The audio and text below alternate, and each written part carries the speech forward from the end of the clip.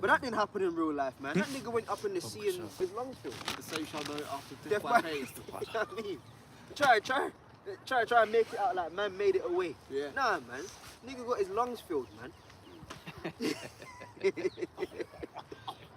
He was swimming with the fishes before he even knew he was drowning. Yeah, let's go. You go on that area? Yeah, that's it on there. Got another one for you though. Okay. Anybody ain't got nothing? I've got something here, right? This is 2 Kings 7 and 6 says, "For the Lord had made the host of the Assyrians to hear a noise of chariots and a noise of horses, even the noise of great hosts. And they said one to another, Lo, the king of Israel have heard against us, the king of the Hittites, the kings of the Egyptians, to come unto the twilight, and left their tents and their horses and their asses, even the camp, as it were, and fled for their life." Yeah, that's the it says Isaiah 66 and 4. They bring their fears upon them. Now, as far as when you look into it, it's Mosai throwing apparitions upon them in the midst of the heat of the battle. Now, it could have been chariots, or just either Mosai can make apparitions where they're hearing noises. Well, and they don't know. the Lord did that to them Egyptians, man. Remember, that's in Ezra 2, man. You know, the Lord gave them, the sound of crashing water. Yeah. You know, we can pull that to back the brother's point. Yeah. We'll get into that, man. You know, the Lord, and you know what? The same thing's gonna happen on this side. You think it's just gonna be like just one normal day outside, and then here comes Yahweh Shai? Nah, man. Along with them missiles, even you know, and we know it's all bullshit, but even with the so-called 9/11 thing, right? Yeah. They were saying that they were seeing demons in the smoke. Yes. There's videos on Yeah, that. you can freeze frame it. You see the faces. You see faces in the smoke, man. There was demons, because that was a sacrifice. So them demons were there to bring the demonic sacrifice to Satan. Because remember, when we pray, right? Don't the scripture says Raphael takes up the prayers and then gives it to the Lord, and then Yahweh Shai intercedes for our cause? So it's the same thing on the left. You're gonna have them demonic spirits that are there to witness the sacrifice, and then yes, Satan, it got done. You know what I mean? Demons up there. You know? So if that could happen with two skyscrapers, right? What the hell do you think is gonna happen when it's all of America on fire? Plus, remember, America, right, is Babylon the Great. It's the revived Roman Empire again, right? It also calls it Egypt in particular prophecies. Sodom and Egypt, you know? So what's up with that, man? You're gonna have all kind of apparitions going on. Right? Let's go. Go on. Ecclesiasticus 39 and 28. There be spirits that are created for vengeance, which in their fury lay on sore strokes in the time of destruction. So in that time, the Lord gonna release demonic entities upon the earth. When all hell breaks loose, you have demons roaming the earth, and you're gonna have demons jump on people, man. You know, all them guys locked up in the jail. You know, they you know, there's particular quiches out there. They want to get back, man. You know, particular things. You know, people want to settle certain scores and that. You know, they're gonna get fucked up, man.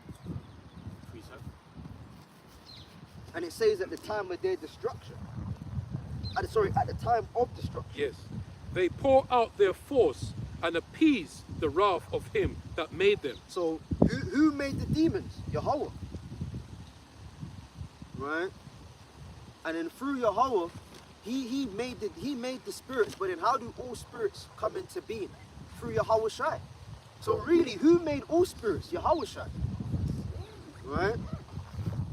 Don't the scripture say that by him all things were made? Okay? So there you go.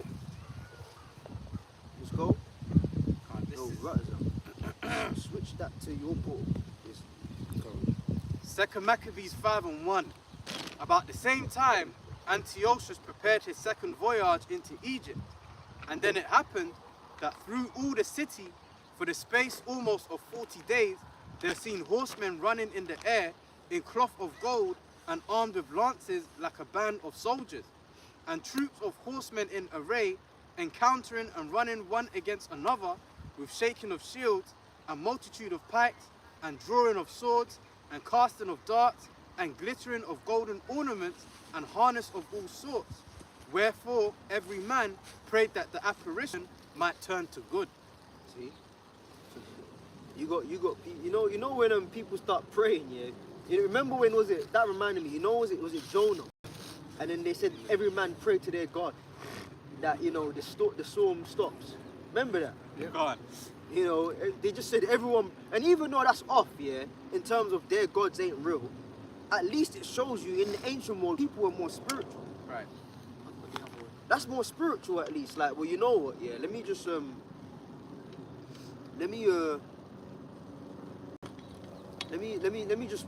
see what's going on. And see what's up with my God. In this world, people ain't even doing that, man. They'll say, oh my God, but then they don't know what to do after that. That's because their God is themselves. That's themselves. And then what kicks in? Adrenaline. Adrenaline kicks in and they just start going crazy. Oh my God! And that's it. Jesus fucking Christ. Yeah, that's it, man. But in the ancient world, even though it was off, people still kind of, they fully believed in their entities, man. You know? So then Jonah prayed to the Most High, and he knew that shit was happening because of him. That's when he said, look, man, and it shows you integrity. A lot of people, yeah, they would like say like, fuck it, the whole ship's going down. Yeah, because so I can make it. Because I'm not old enough. But then Jonah was like, right then, because he didn't know that the fish was gonna swallow him up. Which, by the way, that fish was a leviathan. He didn't know that. So he was thinking, fuck it, then I didn't obey my power. I'm just gonna kill I'm gonna like do the honor killing. Yeah. You get your house in order. But that's integrity. Like, look, the Lord said go here, and I tried to go somewhere else. It's not working out for me now. All these guys are gonna die because of me, because my God's angry with me. The storm's here. I'm gonna take myself out as a honor elimination. Put it like that. So Jonah had integrity. You gotta think like that. You gotta read into it. He didn't know how the hell you gonna jump off a ship in a storm and oh yeah, because I'm gonna get swallowed by a fish. Yeah. How the hell you don't know that? He jumped overboard saying, all right then, that's it. I'm back to my maker I go because I disobeyed him. Right. But the Lord had other plans for Jonah. That's integrity. Yeah, that's integrity. In this world, fuck it, we're all going down. You know what I mean? We're all going down then. Who's that? Go on. Wisdom of And Solomon. then we're gonna slowly go back to the chariot thing and the deliverance, but yeah, go on. Wisdom of Solomon 17 from verse 3. For while they supposed to lie hid in their secret sins, they were scattered under a dark veil of forgetfulness, being horribly astonished. Yeah, call that and read that again. Wisdom of Solomon 17 from verse 3.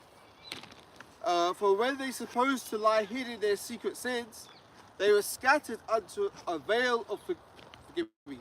They were scattered under a dark veil of forgetfulness. Yeah, so what the Lord did, he smote them Hamites with madness, forgetfulness. What's that thing when you start forgetting things? Amnesia. Amnesia. Yeah, that's the one I was thinking of. Yeah, can't. Yeah, amnesia. Yeah, because like you put the passport. Where's the passport? You know what I mean? And then you find the passport, and then you lose your baby. Yeah. And then you put the passport down. Wait, where's the passport again? Where's the car keys? Where's the car keys? You in that? Because the Egyptians probably wanted to get the fuck out of there too. So, but the Lord put them in that constant, like, just panic mode. Threw them into confusion. Oh, Yeah. Running around and shit. I just had it. Yeah. And that's the worst one. When you've got something in your hand, and 2 seconds, you go, where the fuck is it? Imagine the whole nation going through that. So you're screaming, and then the next door neighbor's screaming, and the whole city, the whole nation, the whole country just screaming with forgetfulness. Oh my God. And keep going. I didn't know about that. Wisdom of Solomon 17:3.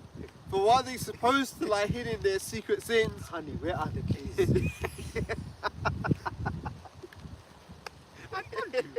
And them hammocks, man, they're funny, man. God. they were scattered under a dark veil of forgetfulness. A dark veil. Hey, you gotta fear Yahweh, man. He put a dark veil, and that shows you, like, in certain areas, you gotta be careful where the hell you go, because there's veils over that area. Yeah.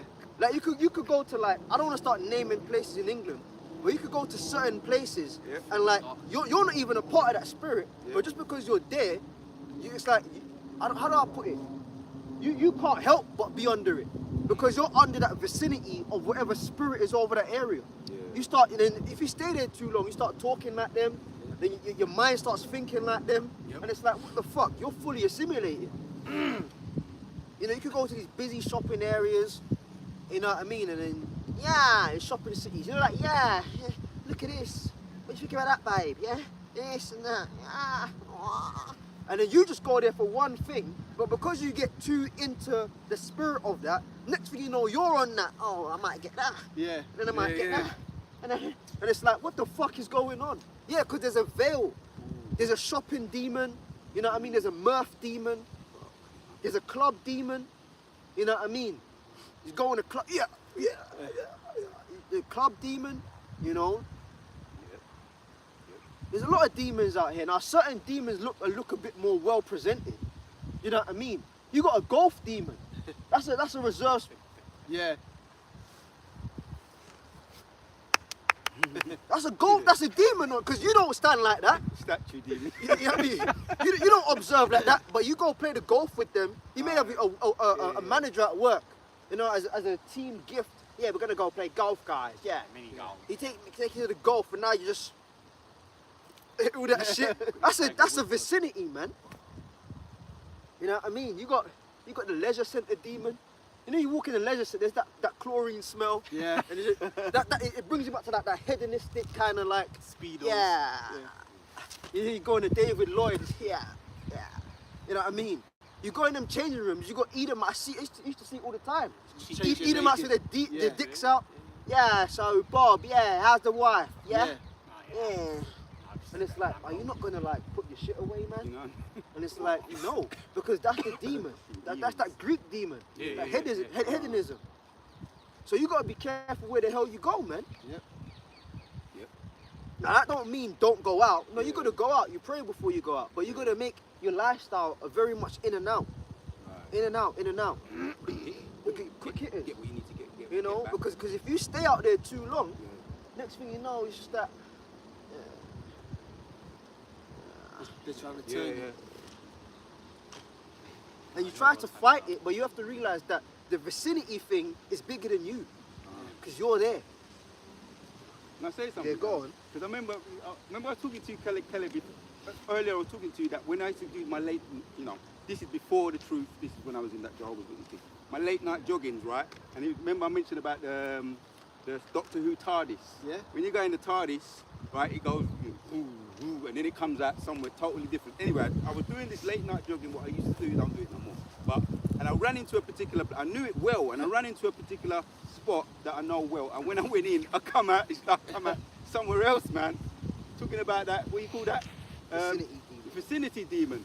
And I've tried to explain it to certain people that said, boy, and everybody was saying, that sounds like demons, man. So I had no control of that, and I said, next time, let me make sure I don't go down there. I believed I knew the area very well. But once again, I went into a place that I saw and I knew it very well. I came out somewhere totally on the other end of the area, and I had to work my way back, and it seemed like a longer way back I had to get back. So that's that vicinity demon. As you say, we've got to go in and out, even more so now. I even knew a guy back in the day, in the dojo.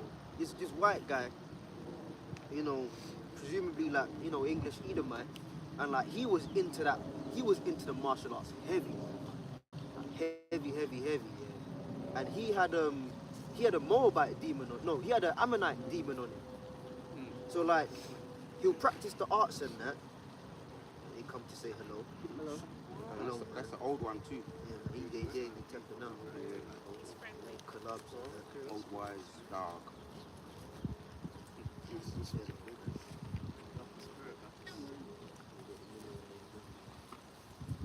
You know what it is as well, yeah? She's cut that the dog's like.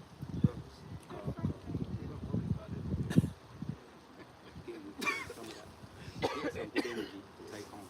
She's cut that there. Anyways, man. Yeah, this Edomite dude, he had an Ammonite demon on him. Like he grew his hair long, he tied it up like the Japanese people. Like you'd go to his house sometimes, he's got all Japanese shit. He eating with chopsticks. His fucking clothing was all like Moab and what do you call it, Ammonite clothing.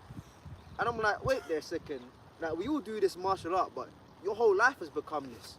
He started talking like an old Japanese dude, you know. And it's like, whoa, man. Like you've got the martial art demon on you, man. You know, the Ammonite thing. A lot that happens to a lot of Jake. That's a new thing. What do they call it? Cosplay. There's a lot of Jake, especially Jake young women. They're into like dressing up like Moabites. You could go somewhere central like Oxford Street, Knightsbridge. You may just see some fucking skinny ass black bitch in like high heel boots, a mini skirt. Her box is almost showing, and some like Moabite makeup and a blonde wig and a handbag, and she's strutting up and down the road. And you've got to accept that as, yeah, that's just human. That's the anime demon. Yeah, that's a good one, anime. Anime is a big demon out there, man. Yes, Like, They call him otaku. Yeah. So again, we was talking about it before, the worlds. You got to be careful what world you're really fucking with. This is a world, what we're in right now. Standing here. You know what I mean? That's true. You got to be in this world more than you are in other worlds, because now let's not get too over righteous. Can you dabble in other worlds and shit? Yeah. Because that's life. You got to do things, but you got to make sure that this truth takes precedent, takes priority. This world dominates everything else. Hey, you got the world of the job. No. You got that job world. The corporate world. The corporate world. Yeah, Jackie, how's it going? Yeah, you're right, love. You're a cuppa, yeah, the cuppa, yeah, you alright? Yeah, you alright? Yeah, I'm alright, yeah, nice, yeah. Can I just pick your brain for a minute? That's all you fucking hear in England, man. Yeah, you alright? Yeah, you alright? Yeah. Yeah, alright. Lovely weekend. You curled up on that Dell. You curled up on that Dell. Yeah. Did you check that email? Oh, it's not responding again. It's frozen. Yeah, me. You curled up on that Dell laptop. Yeah, you right. Yeah. And there's demons in the work. The IT guy's gonna be an Indian. Yeah. You know what I mean? He smells like fucking death. You know. Sorry? Okay, I sent you code 65421. Yeah. I look at why Microsoft is not working for you. Problem? What's the problem? How can I help? I send you code. You know what I mean? You type in that code. Yeah, and he goes, okay, and he fixes it. He takes over your screen. Yeah. Now he He's screws moving the it. You know cursor, what I mean? You know what I mean? And you're sitting there like, what the fuck's happening? He taps into some pages you never knew existed. Mm-hmm. He fixes your computer, and then some Edomite manager. All right, yeah. All right, Bob, all right, get back on that, yeah? Yeah. That's a world, man. But you got people that their whole life revolves around their job. Certain people don't get promotions, they kill themselves. I didn't get it. You know what I mean? So, it's dangerous out here, man. You know? Let's read. This is Galatians 5, starting from verse 22. But the fruit of the Spirit is love, joy, peace, long-suffering, gentleness, goodness, faith, meekness, temperance. Against such there is no law. And they that are Hamashiach Yahushua have crucified the flesh. with Yeah, their temperance, man. You gotta have temperance with, with these things, because, you start delving into things, you gotta make sure it's balanced, man. It's gotta be balanced. Alright? hey, we're talking about worlds, and you got people that they even treat the truth as like a fad of a world. You know, they everywhere they go, they got fringes on, they got the armbands on. You know, you go into fucking Tesco with your family, you got armbands. You got a stick in your hand. You know what I mean? Environmental damage. You breaking off tree branches. You know what I mean? And walking around in Tesco with a tree branch. Like you're about to part the Red Sea. I remember this is years ago. This was like 6-7 years ago, man. I don't know what camp that was. One of these alphabet camps, and these niggas were like 7'5", bro. They looked like twins. They were fucking large. Yeah. They had army boots on, black combat pants, and a black t-shirt. It wasn't ISUPK though. It was a black t-shirt and with gold fringes on with the armbands, and they're walking down the aisle like they're about to, I don't know, on some sort of mission. And they just looked at me, and I just looked at them like, okay, kind of thing. And it's like, nigga, you on fucking pastries aisle 17. Like, what are you doing? They were walking like they were going to war. Mean mugging everyone now. And it's like, but nigga, you on the pastries aisle, man. You here for a loaf of bread? You here for a cupcake? You know what I mean? Like, that's crazy, man. So even this, hey, the truth, there's a fine line. You can go off, even within this world. Let's read, man, let's read. Go on. You go, No, you bring go. yours out. Ephesians 6:10. Finally, my brethren, be strong in the Lord and in the power of his might. Put on the whole armor of the Lord our power, that he may be able to stand against the wiles of the devil. Yeah, so these worlds, ultimately, that's a good scripture. Ultimately, it all goes back to Satan trying to divert you from off the truth, man. Remember, wasn't it? Let's get the one where Satan took the Lord to tempt him. Yeah. The Lord went to the wilderness, and Satan came and tempted him. Didn't he offer the Lord the worlds? This is Matthew 4, from verse 1. And then Yahushua was led up of the Spirit into the wilderness to be tempted of the devil. And when he had fasted 40 days and 40 nights... And that devil was the top devil, which was Satan himself.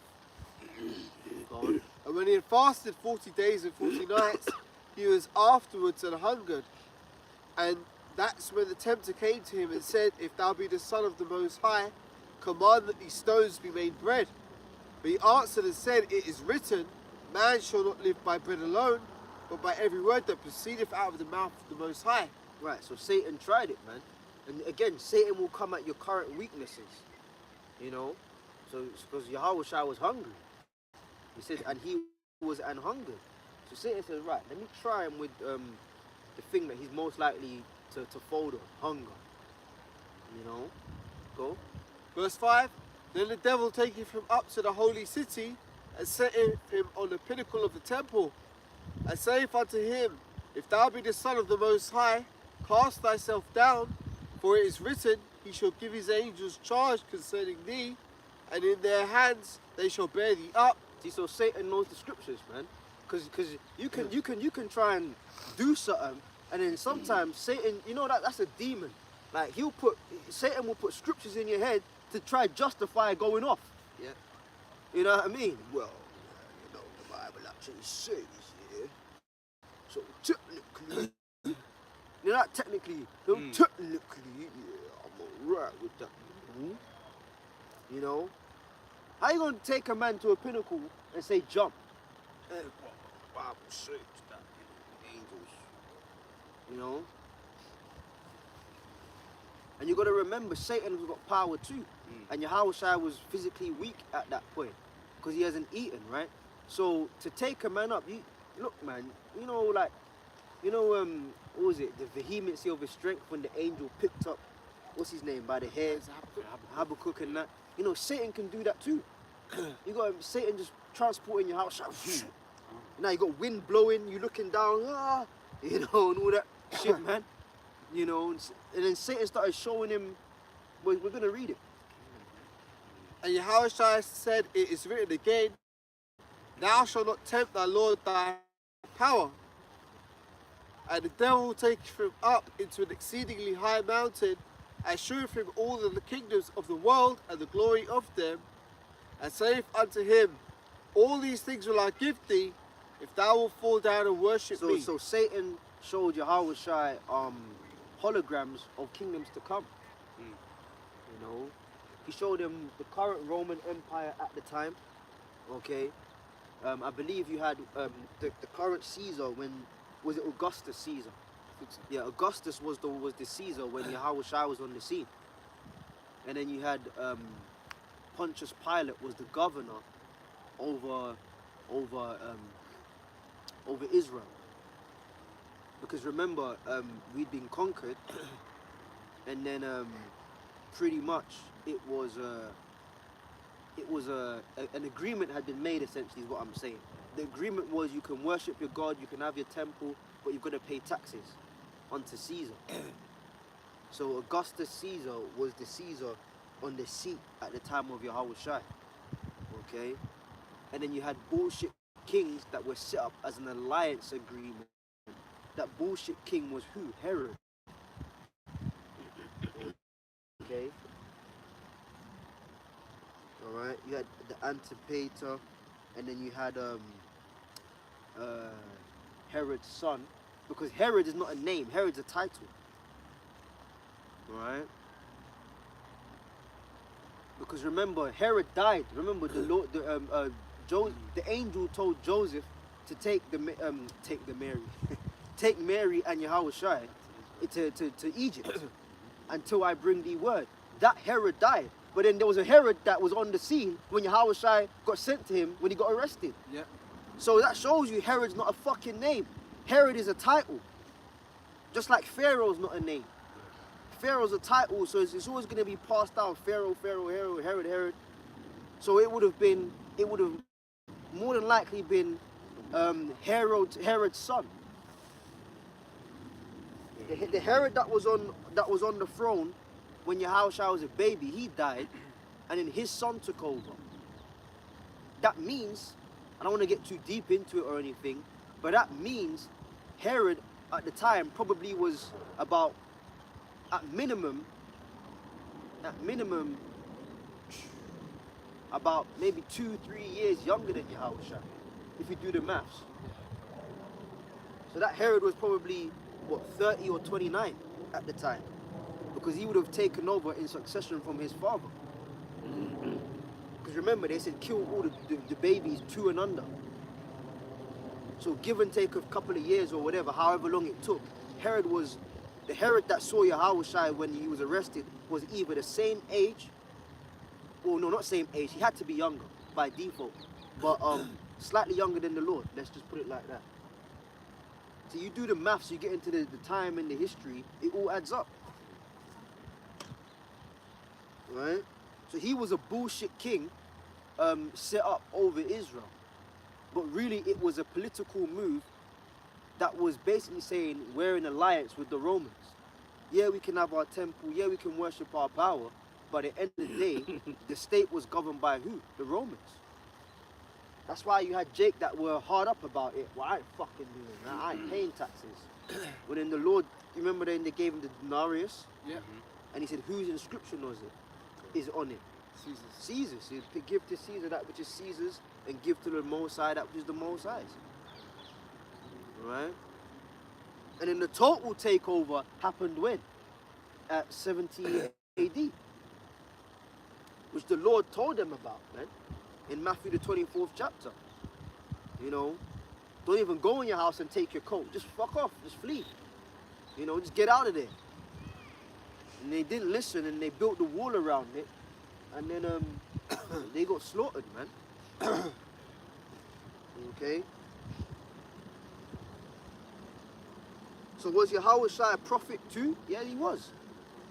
They even said, there's a place in scripture that even says that. Yahweh Shai, the prophet from Nazareth. Now, he's above the office of a prophet, but he did prophesy on particular things that took place back then, a couple years later, man. And as they say, 70 AD really kicked off around 63 AD. Okay? So you got to get into that history, man. Anyways, let's go back. back in Matthew 4, it says, verse 8, again the devil taketh him up into an exceedingly high mountain, and showeth him all the kingdoms of the world, and the glory of them, and saith unto him, all these things will I give thee, if thou wilt fall down and worship me.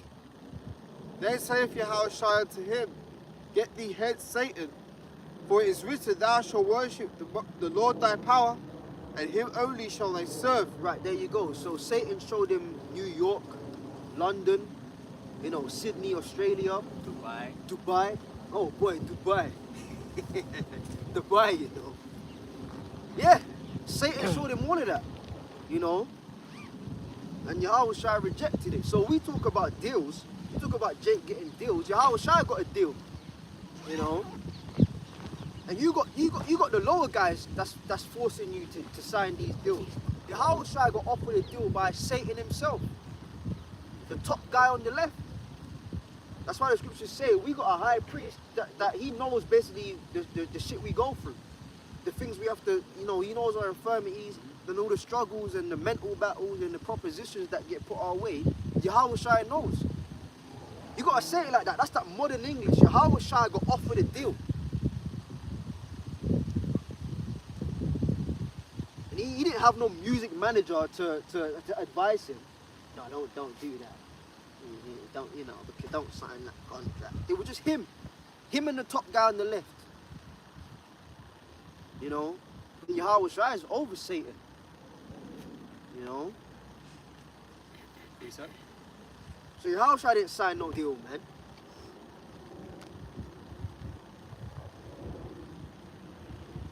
Deal. You slide that paper across the table, give you a glass of water and the ink pen, and your hand is shaking. You know, you're drinking some water, go put it down. You know, getting that pen out, trying to sign shit off. You know, the Lord knows about that, man. But you know what he did? He fought Satan with the scriptures. So what do? We fight Satan with the scriptures. Simple as that. You said you had something, right? No, but hold on. I want to finish this first. Hold on.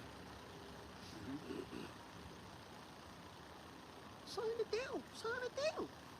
This is Matthew 4, verse 9. And he saith unto him, all these things will I give thee, if thou shalt fall down and worship me. Then Yahushua saith unto him. Right, so, alright then. So all you niggas talking about, oh, these conspiracy dudes talking about selling out is worshipping the devil, you're chatting shit. No, if you sell out and sign these deals, you are worshipping the devil. We got put on game 2,000 years ago. Satan never said, oh, just give me a high five, Yahushua. He said, worship me. So you get up in that world, it is all about worship. You got these top artists, these top artists now, their whole thing is, I'm a musician, but I'm an Islam, I'm into Muslim. But I'm still a Christian. I still believe in God. They'll win Grammys and all this shit. I want to thank God. What God are you talking about? God of this world. That's it. Hello. Hi. Hello. You know? You're talking about the God of this world, which is ultimately Satan, man. Oh, I'm a musician and I just made it. No, you fucking sold out, man. You sold your soul, man. You know? Case in point, you had that. He just kicked out D'Angelo. Oh yeah. D'Angelo kicked out. Yeah. Oh, yeah. They had him as a sex symbol, man. Yeah, they like it. Yeah. You know, they had that nigga as a sex symbol. He's smoking cigarettes all the time. You know, doing all kind of drugs and shit. It's escapism. He's trying to escape the reality of like the path where they pushed him down and the things he saw. Yeah. Now everybody's crying. Oh yeah. Now was he talented? Yeah, he was talented. He's very talented. But guess what? Most Jake is talented. There's a scripture to back that. Israel is as the salt of the earth, man. You see one talented nigga and you blow your mind. Bro, there's bare niggas that can sing. There's bare niggas that can rap. There's bare people that can make beats and instrumentals and play music. There's brothers that are classically trained musicians. How about that? There's brothers that can sing. There's brothers that can cook. Michelin star level. Fuck you niggas talking about. because there's one nigga that made it in the world. And he Oh, gets the he's so spotlight, yeah. great. Precept. Put certain brothers in the studio. I'll help your best artists out. How about that? Many brothers that can do that. Your favorite chef, you know, Gordon Ramsay. Yeah. You put certain brothers in the kitchen, they'll outshine that dude in a heartbeat, man. You know. There's even remember that one that's like a famous meme now, yeah. Gordon Ramsay tried to make pad thai, and then he was in front of a pad thai specialist from Thailand, yeah. And he goes, right, taste it. And the guy's nostrils just went inflamed, and he gave him a dirty look. And then Gordon Ramsay goes, oh no, it's not good. And he goes, can I be honest? That's not pad thai at all. See, so because he's made it from France over here to England, you think he can cook every cuisine? Come on, man. That fucking pad thai dude wiped the floor with him and said, this is not pad thai at all. Yeah. That's like trying to get Gordon Ramsay to cook you some yard food. Dasheen, green banana, yam, all of that thing there in a soup. You think he's gonna outdo your mum or your grandmother? No way. If I can say, there was a couple of years back, there was a famous chef, I think, you know, one of those Michelin star rated chefs, I can't remember his name is. He had black hair, and he tried to cook Jamaican rice and peas. And he butchered it, man. He was in all kind of magic. People were like, what the hell is this? Is that the guy that put green peas? Yeah, I think so, yeah. Fucking idiot. Man. Yeah, but he's a so-called, you know, up there trained chef, and he couldn't even make the basic West Indian food. So West Indian really Israelite food. Israelite food. He couldn't even do it. You see that? So let's go. Right, this, if I may, this is Jeremiah 51:19. The portion of Jacob is not like them, for he is the former of all things, and Israel is the rod of his inheritance. Right, it never said a handful of geezers. Everyone's bursting their tears over D'Angelo. Yeah, the guy was great, but guess what? There's a lot of great niggas. You know what, yeah? There's a lot of talented people that don't make it in the world. So just because they never got recognized worldwide doesn't mean that they're not talentless. Right. Israel's the former of all things. Remember, keep reading that. We don't got to go there. I'll just quote it, because you can do that, right? When the Lord, when certain things need to be done in Israel, didn't the scripture say in the law, Yahweh blessed him with the skill of like understanding Yep. to work with brass, Yes. and this man got the blessing to understand carpentry. Yeah. So the Lord actually put the spirit out there where, out of nowhere, Jake just knew what to do with resources. I'll give you raw materials, and with the blessing of Yahweh, you can just do anything. But the Lord did that to the whole nation. We're a bag of talented individuals, man. Straight up talent. But because one nigga bent over and, you know, and then he made that thing, oh, they tried to, what did he say? They tried to get me to, one of his albums was called Voodoo. Yeah, yeah. Yeah, That's the one where he's standing covered in naked, man. yeah. Come on, man. You know, you had Levites that when they sung, Yahweh came down, man. The ship came down, man. When you listen to that Haitian music, it's like, you know, it's like, they're like, that's just a different vibration, man.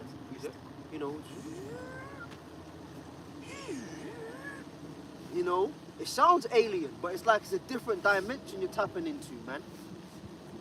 You know what I mean? So you can't just look at one guy and be like, well, that's it then. Oh, fuck it, we lost it. You know? Nah, we're all talented, man. Read that again. Jeremiah 51:19 again. The portion of Jacob is not like them, for he is the former of all things, and Israel is the rod of his inheritance. Even in the martial art world or sports world, you got a lot of people that they've gone pro on paper, but they didn't go pro like mainstream. Yeah, that's right. You could go to your local boxing gym and have a world-class fighter, but because he never signed to a whatever, and he just didn't do enough fights, or he didn't go for the titles to run up the ranks, then you see him come out the boxing gym, he's just a little guy trying it. Right. Nah, he could probably give your best famous boxer or MMA fighter a run for his money. You know? So you gotta open your eyes, man. You see, the talent you see mainstream is the ones that Esau accepted. Yeah. But then you got to think to yourself, well, what the fuck did they have to do to get accepted? Right. Worship Satan. Again, you can't get to anywhere or like TV level, you mainstream famous, and oh yeah, because it's hard work and dedication. Yeah. No. Hard work and dedication is good, but I don't get you to in Esau's doors, man. For you to go through Esau's doors, he's got to go through your back door. Yep. It's your hard work, dedication, man. You know, night after night, night after night, your cheeks was getting separated. How about that? Then you go on TV and oh yeah, I'm just so grateful for the opportunity. I want to thank God for this, and I want to thank the team and this and that and that. And they always put in them glasses, them shades on. Because they can't look anybody in the eye. You know, because why, man? That's it. That bird is just floating. He's not even trying to move. He's just there. That might be a peregrine falcon. He's just there, like. That's how they be getting down. Them birds. Peregrine falcon. They be gliding. Getting recognition, isn't it? You may have seen something that he's swiping down on. That's how they be hunting. Precept? Yeah, go on, Ariana. So First Chronicles 5 and 8 said, the sons of Reuben and the Gadites and the half of the tribe of Manasseh, of valiant men able to bear buckler and sword and because shoot. you got certain tribes that their specialities are in particular things. So the warriors of Israel are Gad, Reuben, and Manasseh. Those are the warrior tribes. Now that don't mean the other tribes aren't warriors. Of course they knew how to get down. But there were certain tribes that they specialized in particular things. Like, so when you came to warfare, the specialist tribes was Gad, Reuben, and Manasseh, right? Case in point, the specialist tribe for the reading of the heavens was Issachar. Now, does that mean no other tribe knew how to calculate when the new moon was coming in? Of course not. The other tribes would have known that, but the specialist tribe chosen for that was Issachar, right? Judah's the head, leadership. Yeah, but does it mean like no other tribe knows how to lead and orchestrate things? Come on, don't be silly, man. Of course the other tribes know how to get down, but the chosen tribe for leadership to be the head was Judah. So you got specialist tribes, man. You know? Okay? Levi was a specialist tribe. Yeah. In their fields. In their fields, in their respective fields, man. You know? Let's go. To shoot with bow and skill in war and 40,000, even 103 score that went out to the war. Because you made a point of martial arts. You got, they call them unsung heroes. You know, they didn't have the what they call it, the image, or maybe they didn't. You know, example Floyd Mayweather, he's got the image to their liking, as you say, bend over and the gift of the gab. You know, be able to. And a lot of these, even like one example is Terence Crawford, right? They had a smear campaign on him because he didn't want to be that, you know, that guy that he didn't want to play the bad guy, you know, say the N-word and, you know, junk shucking and jiving. So they tried to blot him out, smear campaign.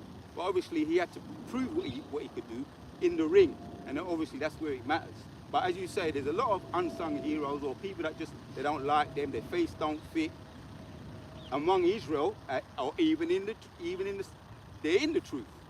Actually, they're men of the law. But another thing is that weren't their lot. Their lot is to be what the Most High ordained them to be, in front of the camera for another reason. There you go. Hence preaching. So yeah, as you say, that's a perfect precept. Jeremiah chapter 50, isn't it? 51. 51. That's a perfect precept, man. Where those people, man, coming back, and yeah, they will get their chance to shine in its proper place, with the backing of the Lord. And you know, even some of these people, Terence Crawford, he don't take L's in the ring yet, but he be taking a lot of L's outside the ring with the police and stuff like that. So that's where we want to be. We want to be on the Lord's side, not taking any L's, Lord willing. Yeah. Back to you. Yeah. Hold on, no, didn't you have it? Yeah, that's what this is Wisdom of Solomon 3 and verse 4. For though they be punished in the sight of men, yet is their hope full of immortality, and having been a little chastised, they shall be greatly rewarded, for the Most High proved them and found them worthy of himself. As gold in the furnace, have Yes, you see tried that them? that part goes into being who, like you said, who are you worthy? What in whose eyes have you made it? Because Lord willing, we're the men of the Lord and we endure to the end. We've made it in the eyes of Yahweh Hashem Yahushai. But to that, you see, you go to that world, man. To the rest of the other world looking in, it's like, what are they doing? You know, they're like Edomite. Who do you think you are? Yeah. Edomites exalt the voice here, and then like they start talking out of timing and that, like, who do you think you are? You know, right? And it's like, wait there, okay then. Who's right? But in the eyes of the Lord, yeah, we are the jewels of His eye, the apple of His eye. Lord willing, we're those men. You know. So read that again. Hold on, I'll read that again. Wisdom of Solomon 3:4. For though they be punished in the sight of men. Yeah, because you be getting fucked up, man. Brothers be going through all kind of things, man. You know, and it's like, you could, alright, cool, we ain't gonna do it, yeah. Because first of all, we don't know, we're hoping. And second of all, you know what I mean, all of them things above. But it's like, you could actually walk outside, leave your house and just walk outside and be like, I'm one of the most important individuals ever to walk the earth. Now, if you went and said that to people on the road, they'd look at you like you're delusional. Yep. But in reality, you are, if you're a man of the law. So in the eye, because it's like, well, how are you important? Your health's messed up, you know, things aren't going great there. You're not rich, you know, this is going on and that. So how are you? You talk through the nose. How are you? The most important, one of the most important individuals. Yeah? How? Precept. How does that make sense? Yeah. So in the sight of men, you know, go on, read that. Yet is their hope full of immortality. Right. So the people you look down upon, their hope is immortality, meaning to be changed. Our fleshly mortal bodies, you know, the scriptures say that we shall put off the how does it go? The mortal clothing. The mortal clothing, man. You know, and we're gonna put off the corruption and put on you know, and that's gonna happen when brothers get beamed up. That's why we was talking about the chariots earlier, man. Beam me up, Scotty. You know, them chariots coming back, that's a major turning point, man. You know, it's necessary. Okay? So we're gonna get changed out here, man. Is there more in that? Yep. Oh. It says, and having been a little chastised, they shall be greatly rewarded. Yeah, we think we're going through some big time hell, which in the flesh we are. But compared to the glory which is to come, all the hell we've gone through, not only in this lifetime, but all of our previous lives, is compared, likened unto a little chastisement. Light affliction. So that shows you, you know, as far as our mind can imagine, which is no justice at all to the reality which is yet to behold us. You can imagine how great the kingdom's gonna be. You know, because we've gone through a lot, and brothers are still going through a lot. But at the end of the day, compared to the glory to come, is likened unto having been a little chastised, man. That's deep, man. You got to account transatlantic slavery into that. You know, butt breaking. You know, working from sun up to sundown. You know, your children getting taken away from you. You know, that term motherfucker. You know where that comes from. Yeah. Having to do that. You know, and all kind of shit, man. And then in the grand scheme of things, the Lord is like, yeah, that's a light affliction. You got to fear the Most High. You know, it's got. For the Most High proved them and found them worthy for himself. Yeah, prove means put to the test. Alright? The word prove means to put to the test. So, you know, we're tried, man. You know, we're tried. That's just what it is. All of this whole existence, it's everything to do with the spirit, man. Because these bodies, we ain't taking them nowhere. You know?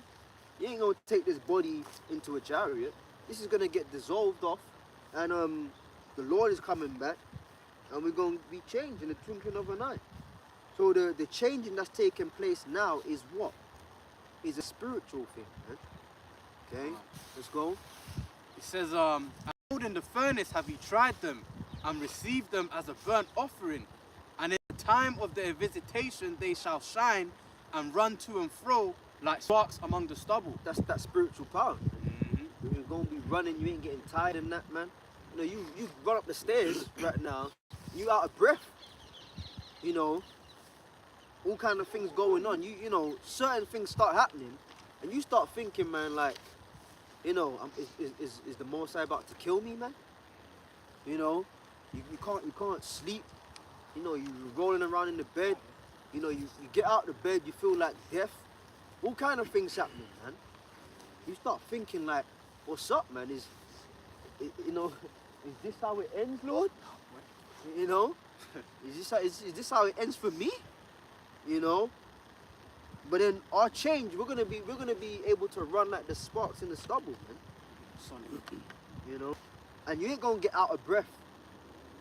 You know, you do all of that spiritual power stuff, and then now you're panting.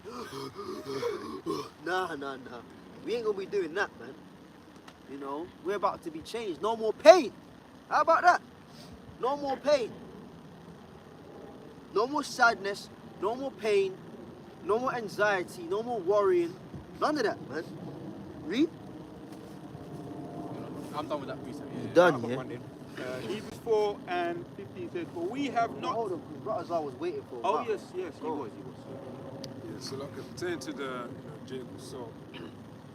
This is Ecclesiasticus chapter 38 and verse 30, verse 29. So doth the potter, sitting at his work and turning the wheel about with his feet, who is always carefully set at his work and maketh all his work by number. He fashioneth the clay with his arms and boweth down his strength for his feet. He applieth himself to lead it over, and he is diligent to make clean the furnace. It says that all these trust to their hands, and Right, every so the potter is the Lord. Let's just break that down. You know what I mean? So a lot there. The potter is your whole. But show me I was shy. And then the clay is us, man. You know? Right? So, you know, you get fashioned. Now, as I always say, if you got like a plant pot, you can't mold that. That's tough. That's hard. That's a solid. All you can do is pick it up and drop it on the floor and break it. And it's broken now. It's no good. You have to be melted so it can be refashioned as to how the Lord wants it to be. Well, that's us. The you and the me, the you and me version from the world is a tough old pot. And Yahweh says, I can't do nothing with that. So guess what? I'm going to apply that heat and melt it down back to clay. Back to being liquid, malleable. And how do you do that? By applying heat. This is why we suffer. We suffer because the Lord is is melting our characters down and then building it and fashioning it up how he wants us to be. Ultimately, so he can see his reflection in our character. That's it, man. So that's why we catch hell, man. You know? Now, albeit the process isn't nice, but the process is necessary, man. Right? Is there more than that? Just one part. It says, all these trust to their hands, and everyone is wise in his work. That's it, man. You got it. Oh, you got it. Sorry. So lucky. Yeah, just in line with what you just said, Captain. This is Hebrews chapters 4 and 15 says, for we have not an high priest which cannot be touched with the feeling of our infirmities, but was in all points. Read that again. Read that again. Once again, Hebrews 4 and 15. For we have not an high priest which cannot be touched with the feelings of our infirmities, but was in all points tempted like as we are, yet without sin. That's exactly what I was quoting.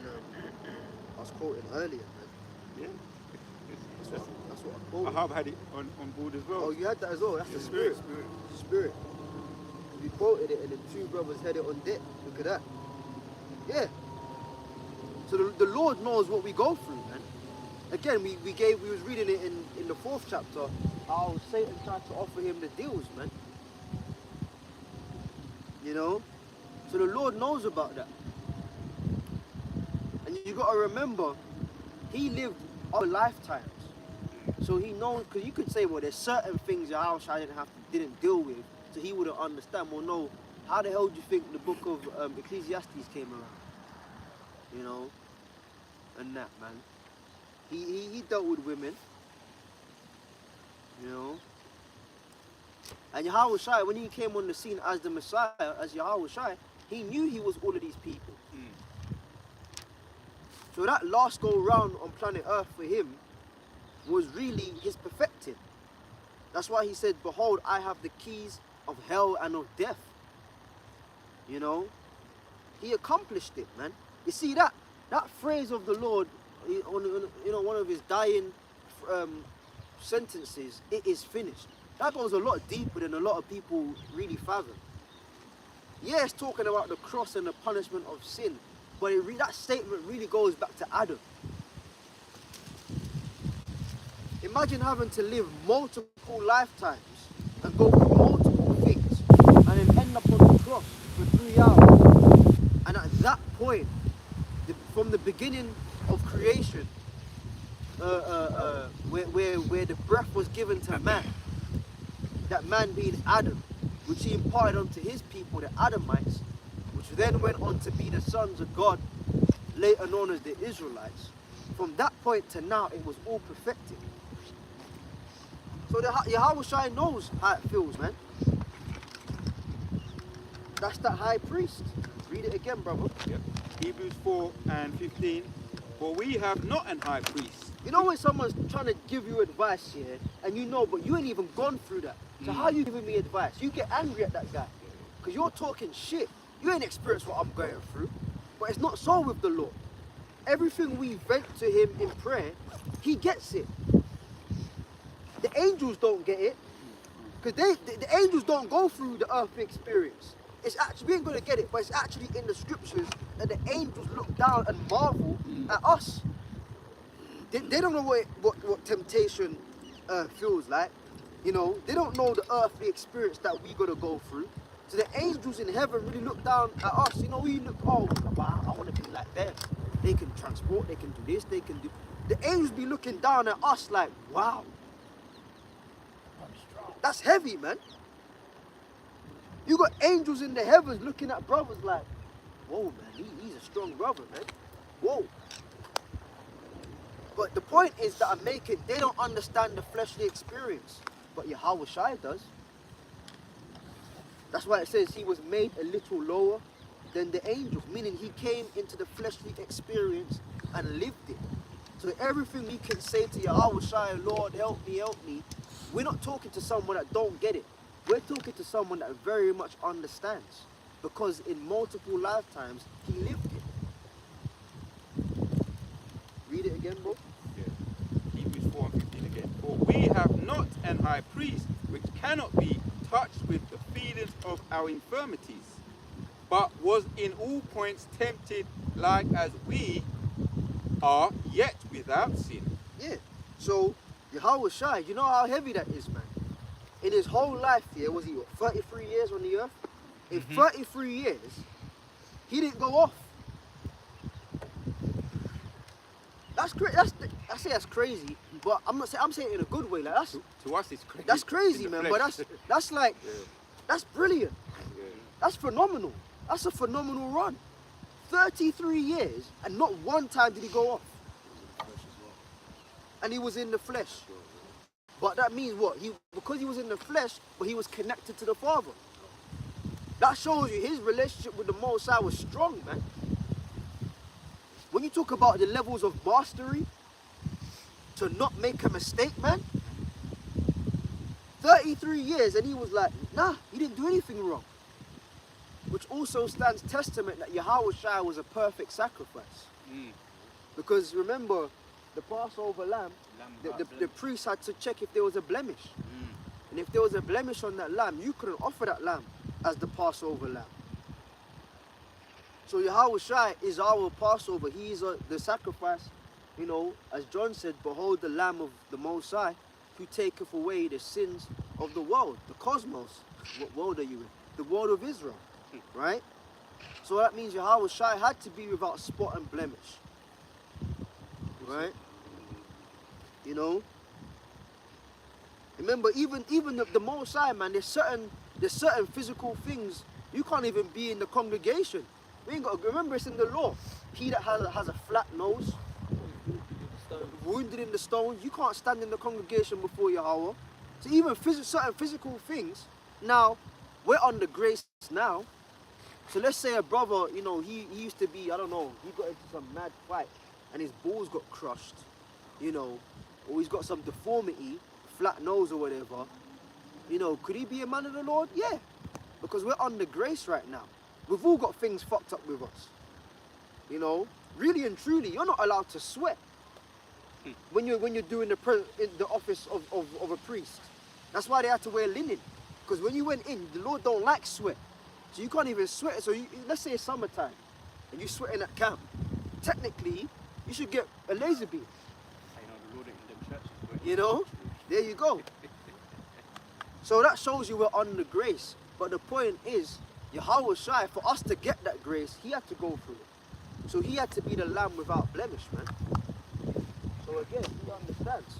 Let's go. Let's keep an eye on the gate. You finish that. 16 now.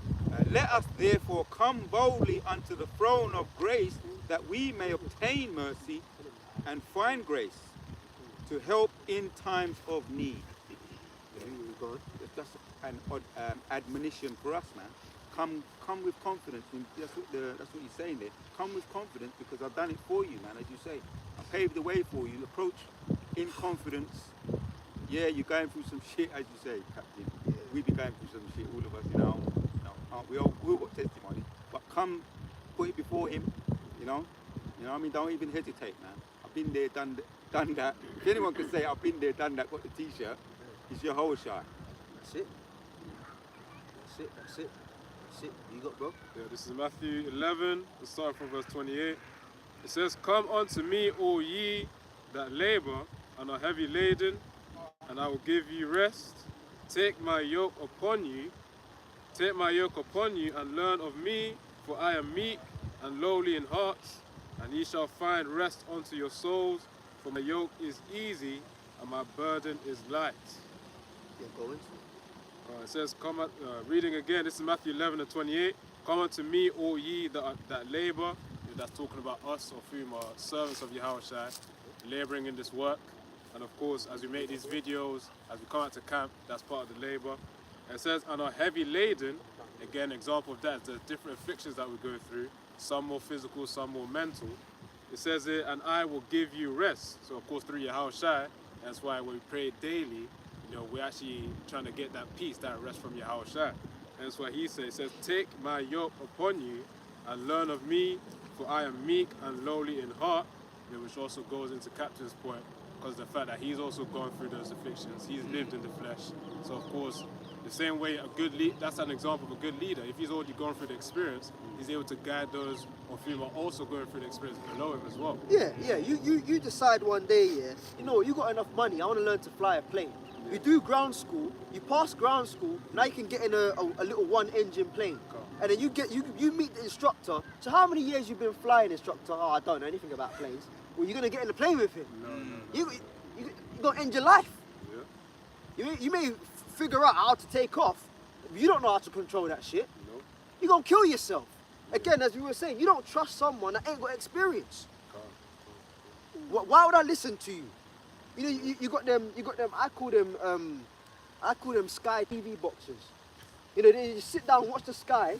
They watch all the boxing, and they've never been in a boxing gym themselves. You a couch boxer, man. Nah, you should have thrown a jab like that. You should have did this. How the fuck do you know? You've never trained in your life. Now that's not to say you can't become, you can't learn the sport via TV. You can know good and bad tactics, but that limits you. You can't talk like an expert if you've never been in the boxing gym yourself. if you've never been in the ring yourself, you don't even know how to put gloves on and a mouth guard in, but you've got all the talk for why he lost the fight. You can't do that. First of all, the elder apostles taught us the tool of etymology. You get into the word experience. It means what? To try out. So everything we've gone through, quite literally, Yahweh Shai has already tried it out. You want to talk about women? He's already tried it out. He's the first to deal with Eve. On steroids. I'm talking about Eve.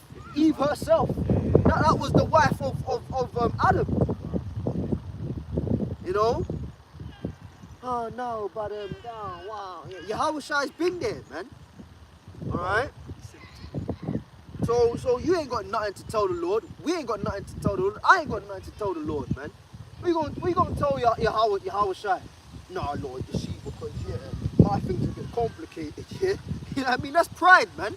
I ain't gonna tell Yahweh Shai, oh, your thing's a bit complicated. Nah, man, he's been there, done it. Multiple times. Right? And he's made the mistakes with it. That's a good thing. You don't know a mistake. No, mistakes to a degree is good. Because now you see the flip side of why you need to do it this way. He made the mistake with women. He's made, if anyone knows about making mistakes with women, trust Yahweh Shai. Because he was Adam. He made the mistake with Eve. Then didn't he give the excuse? Oh Lord, it was the woman you gave me. That's in the scriptures, man. Right? Solomon with the women. When in his old age, he started building temples to their gods. You know? So the point we're making is Yahweh Shai ain't no rookie, man. He knows what the hell's going on, man. He knows what's up, man. And this is why he has mercy towards us, as you were saying. He has mercy because he understands, yeah, man, yo, Father, like, when I was Adam, I felt like that hurdle too. Like, give him some grace. Because I went to the cross in another life, so give him some grace. That's heavy, man. Here it is, you falling at all the hurdles that's presented before you, and then you want to be a tyrant to the guy that falls after you. No, the Lord ain't a tyrannical power. That's why he's merciful, because he's been there himself. Go on, Ahab. To back up Captain, and to back up the other scriptures too. John 16:33. These things have I spoken unto you, that in me ye might have peace. In the world ye shall have tribulation, but be of good cheer. I have overcome the world. Yeah, there you go. Yahweh Shai has overcome the world, man. And that's a powerful statement, man. You know? He's overcome. He's achieved it. He's done it all. He's overcome the world, man. You know? Someone get that precept where it says, I go to my Father and your Father, my God and your God. Like, what more do you want, man? Yahweh Shai came and he conquered this shit, and then now he's at when I say shit, I'm talking about the flesh. You know, and death and all that. He overcame all of that, and now he's at the right hand of the Father, man. And he's intercessing for us. So really and truly, we're cool, man. We're cool. And we ain't saying that through like pride or, you know, false confidence or whatever. Nah, man. Hey, look, bro. You gotta know what's up, man. We're all right, bro. As long as we stay connected to the source and humility and all of that stuff, of course, we're all right, man. We ain't dealing with no Mickey Mouse God, little bullshit. Oh yeah, maybe, maybe not. No. He's conquered that, man. Let's go. This is the book of John 20 and verse 17. Yahweh Shai saith unto her, touch me not, for I am not yet ascended to my Father. Now, in the spirit, we don't know the exact reason, but there's only certain people could touch Yahushua when he rose from the grave. Because remember, Thomas touched him. How about that? You know, Thomas touched him. He was with the disciples for 40 days and 40 nights after he rose from the grave. And then let's see if we can find that one. It says he was seen of at least 500 when he rose. How about that? That's a month and about 10 days. And when you realize these Christians, they never get into this stuff. Why don't Christians ever get in? Well, you know, on Sunday, on Sunday, you know, he just went up into a cloud. Like, no, man. No. Yahushua was on the earth for another 40 days, and he was seen of at least 500 of the brethren, man, after he rose from the grave. So you're trying to tell me, yeah, in 40 days you don't touch nobody? What are you talking about? When the scriptures done told us that Thomas put his hand in the Lord's scars in his hand and in his side. So we don't know the exact spiritual meaning behind it, but there were only certain people that could touch Yahushua after he rose from the grave. And Mary wasn't one of them. That's why he said, don't touch me. Let's read. Let me finish this off. John 20:17 says, Yahushua saith unto her, touch me not, for I am not yet ascended to my Father, but go to my brethren, and say unto them, I ascend unto my Father and your Father, and to my power and your power. There you go, man. So that's where he's at. That's where Yahushua is at, man. He's with the Father. He's with the Most High, Yahweh. He's back with the Father after conquering the world. We ain't got to worry about nothing, man. All we got to worry about is doing the right thing and staying on doing the right thing. Because once we're on the side of Yahushua, we're under the side of success. All right? And the way of success is found in the volume of the book. Didn't he say that? The volume of the book, for it is written of me. Now, read what you got, but hold Joshua chapter 1 verse 8. Talk about success. So this is 1 Corinthians 15:3. It says, for I delivered unto you first of all that which I also received, how that Hamashiach Yahushua died for our sins according to the scriptures, and that he was buried, and that he rose again the third day according to the scriptures, and that which is at the end of the third day, the beginning of the fourth. Go on. And that he was seen of Cephas, then of the 12. After that, he was seen above 500 brethren, at once, of whom the greater part remain unto this present, but some are fallen asleep. So that shows you that if you ain't of the elect, there's no miracle that will just work. Remember, they saw the Lord die. They knew he was dead. Then, after 3 days in the grave, he arose. Then he was on the scene for another 40 days. And on this occasion, he was seen of 500 of the brethren. And it says the greater part remained, meaning you had probably, let's not get into figures, but the greater part of 500 were still there. But a couple of people fell off. Imagine you know a man was dead and he's raised from the grave, and I just don't believe in that. The Lord don't like you, man. That's why the scripture says, blessed are they who have not seen, yet do believe. Because you had niggas that were seeing and still didn't believe. They saw the Lord. Read it again. He was seen of the greater part 500, man. 1 Corinthians 15 verse 6. After that, he was seen of above 500 brethren at once. Above. Yeah, above. Woo! So at minimum 501. Minimum. At minimum, the Lord was seen of 501 people, minimum, after he rose from the grave of the assembly of the believers, man. Go on. God says, at once, of whom the greater part remain unto this present. So most of them still believed, and some of them fell off. Go on. But some are fallen asleep. Oh, okay. I stand corrected. Falling asleep meaning they passed on. Go on. Yeah, this is 1 Corinthians 15:6. In the NLT, it says, after that. But to back the point, you still did have people that knew Yahushua and fell off. They rejected or they fell off. But this is talking about brethren that actually fell asleep and passed away. Go on. 1 Corinthians 15:6 in the NLT. After that, he was seen by more than 500 of his followers at one time, most of whom are still alive, though some have died. There you go.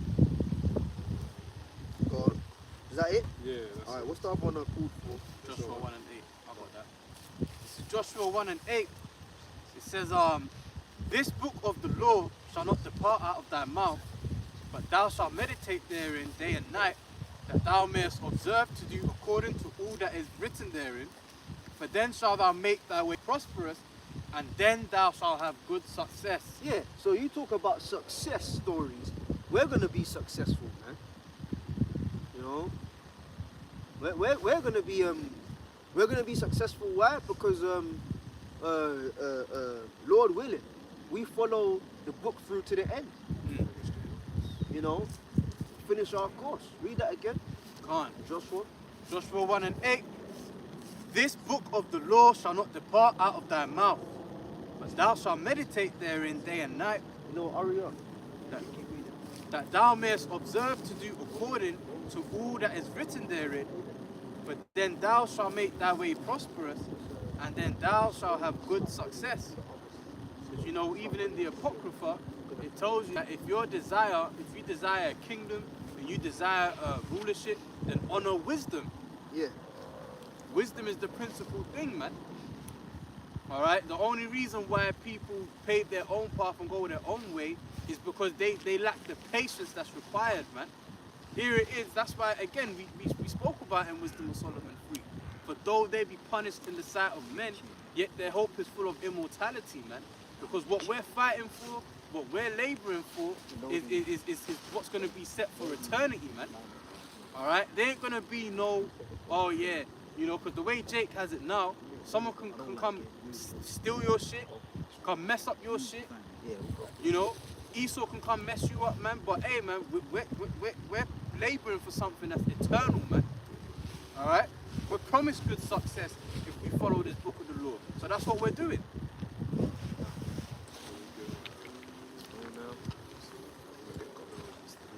Oh yeah.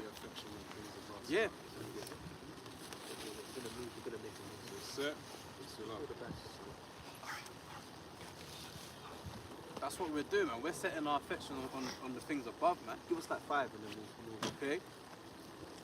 Right, so this is Colossians 3 and verse 2. It says, set your affections on things above, not on things on the earth, for ye are dead, and your life is hid with Hamashiach in the Hamashiach Yahushua in the Most High. Go on. It says, when Hamashiach, who is our life, shall appear, then shall ye also appear with him in glory, mortifying members which are upon the earth, fornication, uncleanness, inordinate affection, evil concupiscence, and covetousness, which is idolatry, for which things sake the wrath of the Most High cometh on the children of disobedience. Yeah, go on, break that down. Let me read it again to get my thoughts. So it says Colossians 3 and then verse 2, it says, set your affection on things above, not on things on the earth. So of course, we know that Yahushua specifically, he's prepared the place for us. As we know in John chapter 15. You know, so that's the rewards of the Spirit, of course, are ahead of us. And that's going to be far more than the fleshly rewards of this time, as you can liken it as onto the 2/3 Jakes over there in America that sell out just to get some fame and, you know, some glory, and of course some riches. But we know that our riches, moth and dust, does not corrupt. So it says, for ye are dead, and your life is hid with Hamashiach in the Most High. So of course through Yahushua, we're going to be hidden from all these evils too. It says, when Hamashiach Yahushua, who is our life, shall appear, then shall ye also appear with him in glory. And the key part where it says, when Hamashiach Yahushua, who is our life, because the fact that he's intervening for us, you know, with Yahweh, the thing is, just by that, we get by day, because Because if Yahushua didn't have any favor upon us, and we didn't have that intervention, we could have been already in the spirit realm by now. Now it says, shall appear, and then ye shall also appear with him in glory. Of course, Revelation 21, when it refers to no more pain, when the Jerusalem comes down, that's the elect coming down from the heavens, man. So we're going to come down, and of course, Yahushua is also going to be with us, and just join forever. It says, in verse 5, mortify therefore your members which are upon the earth, fornication, cleanliness, inordinate affection, evil, concupiscence, and covetousness, which is idolatry. Then read that in the NLT as well. Colossians 3 and 5. So put to death the sinful earthly things lurking within you, having nothing to do with sexual immorality. By the way, sexual immorality is done a lot on the left-hand side, man. So obviously that's on the right-hand side. The opposite of that, would be to abstain from all of that shit. Didn't Yahushua describe this generation as that wicked and adulterous generation? It says, sexual immorality, impurity, lust, and evil desires. Don't be greedy, for a greedy person is an idolater, worshipping the things of the world. Of course, these are the... hold it there. Let's get the cameras and go. Yeah. But breaking it down as we're talking as we go. Alright. So this is... So let me hold this as I'm talking. Can you hold two of them? I can hold them both. They're for now. Alright. These. Right, so this is...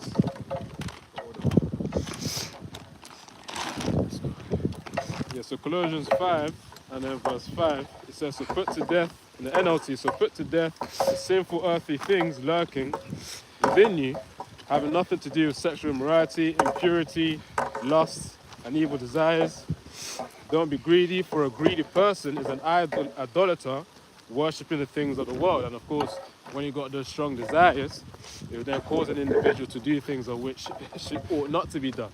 Again, as I mentioned the point before, hence why ninjas in the world sell out, especially over there in America. There's this movie called Him. It's a good representation of how ninjas of the world sell out or go far to worship Satan in order to gain those riches, to get that fame and glory.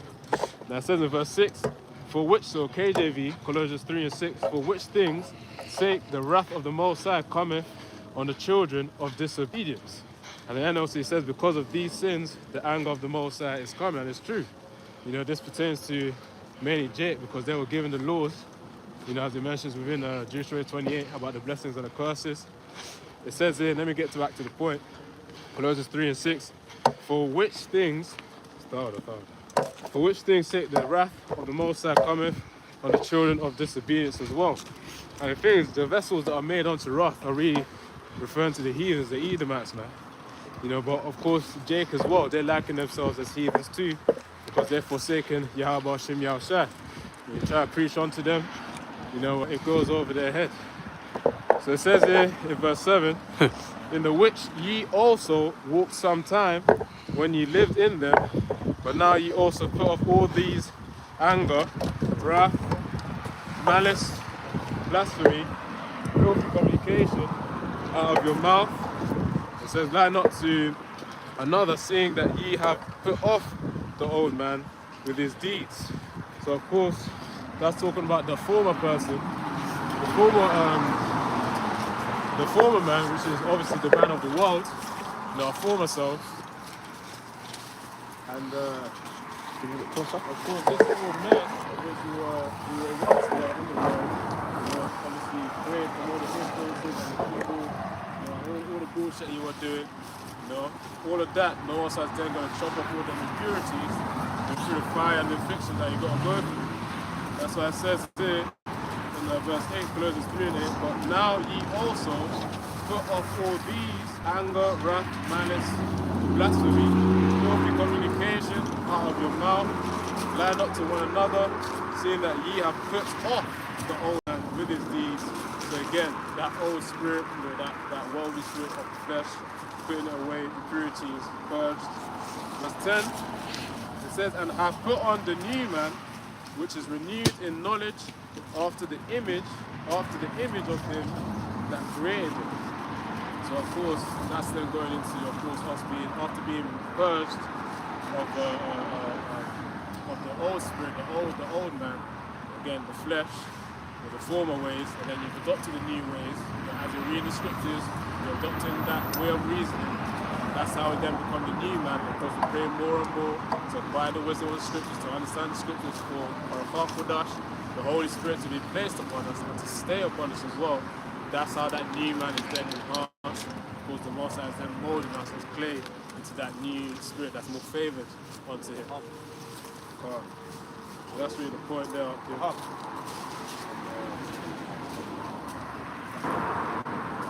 The point is, from the old man pertaining to the flesh, then get transformed to the new man, which the Most High favors.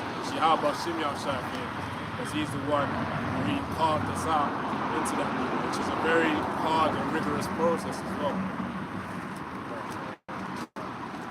That's the point. Let's go where we got.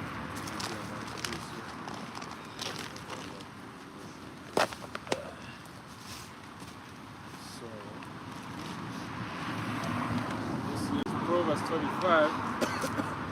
It's Proverbs 25 and verse 28.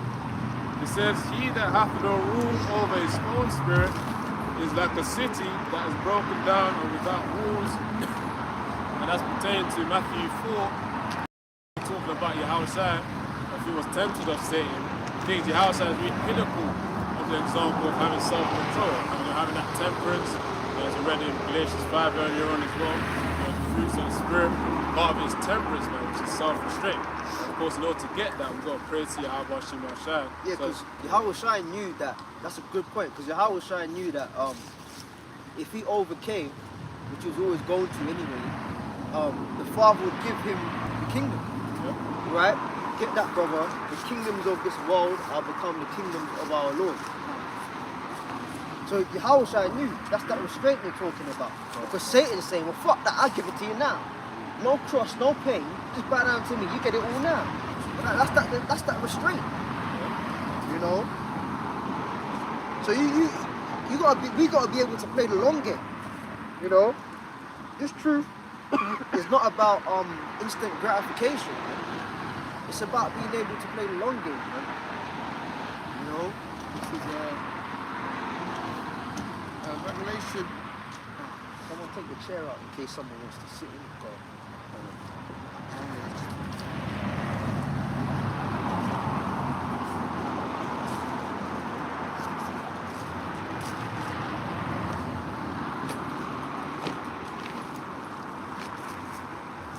Right, Revelation 11 and verse 15. And the seventh angel sounded, and there was great voices in heaven saying, "The kingdoms of this world are become the kingdoms of our Lord and of his Hamashiach, and he shall reign forever and ever." Yeah. So there you go. The kingdoms were, you know what I'm thinking? We might go to that green verge. Yeah, that little triangle there. Yeah. Right by the car. Might do that. Because if that was my yes. I think that's it. I've seen this in pictures. Oh yeah? So I hit the window and look it up. No, but we'll do it. I'll show you what we'll do. It won't even be there. Right there next to the car. Why not?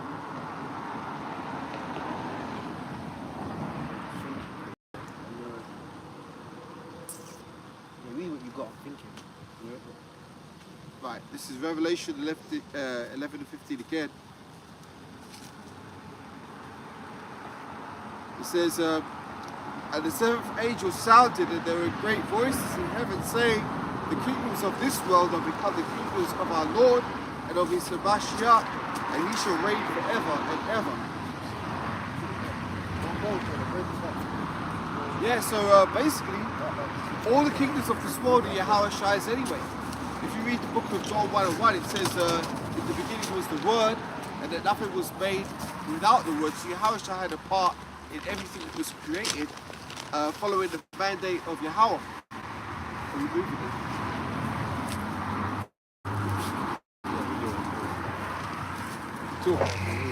Yeah, so Yahushua was already set in her everything, So he didn't need to take Satan's low-level deal. You know, Yahushua knew that he had something far greater awaiting him if he could just endure to the end. And we have to follow Yahushua's example, because we also be tempted in our lives in this lifetime. But if we endure to the end, we're going to inherit all the things that are promised to us in the scriptures, because the Most High is not a man that he should lie. You know, so there's no need for us to sell out. It's just Jake that are impatient who sell out and they take a low-level deal because they can't discipline themselves enough to wait for what is promised to us by the Heavenly Father, which is kind of a similar spirit to what Esau had. If you remember, when Esau was hungry, he sold his birthright to his brother Jacob because he was hungry. He couldn't wait for the food to be prepared properly. He had to have it in that instant, in that moment.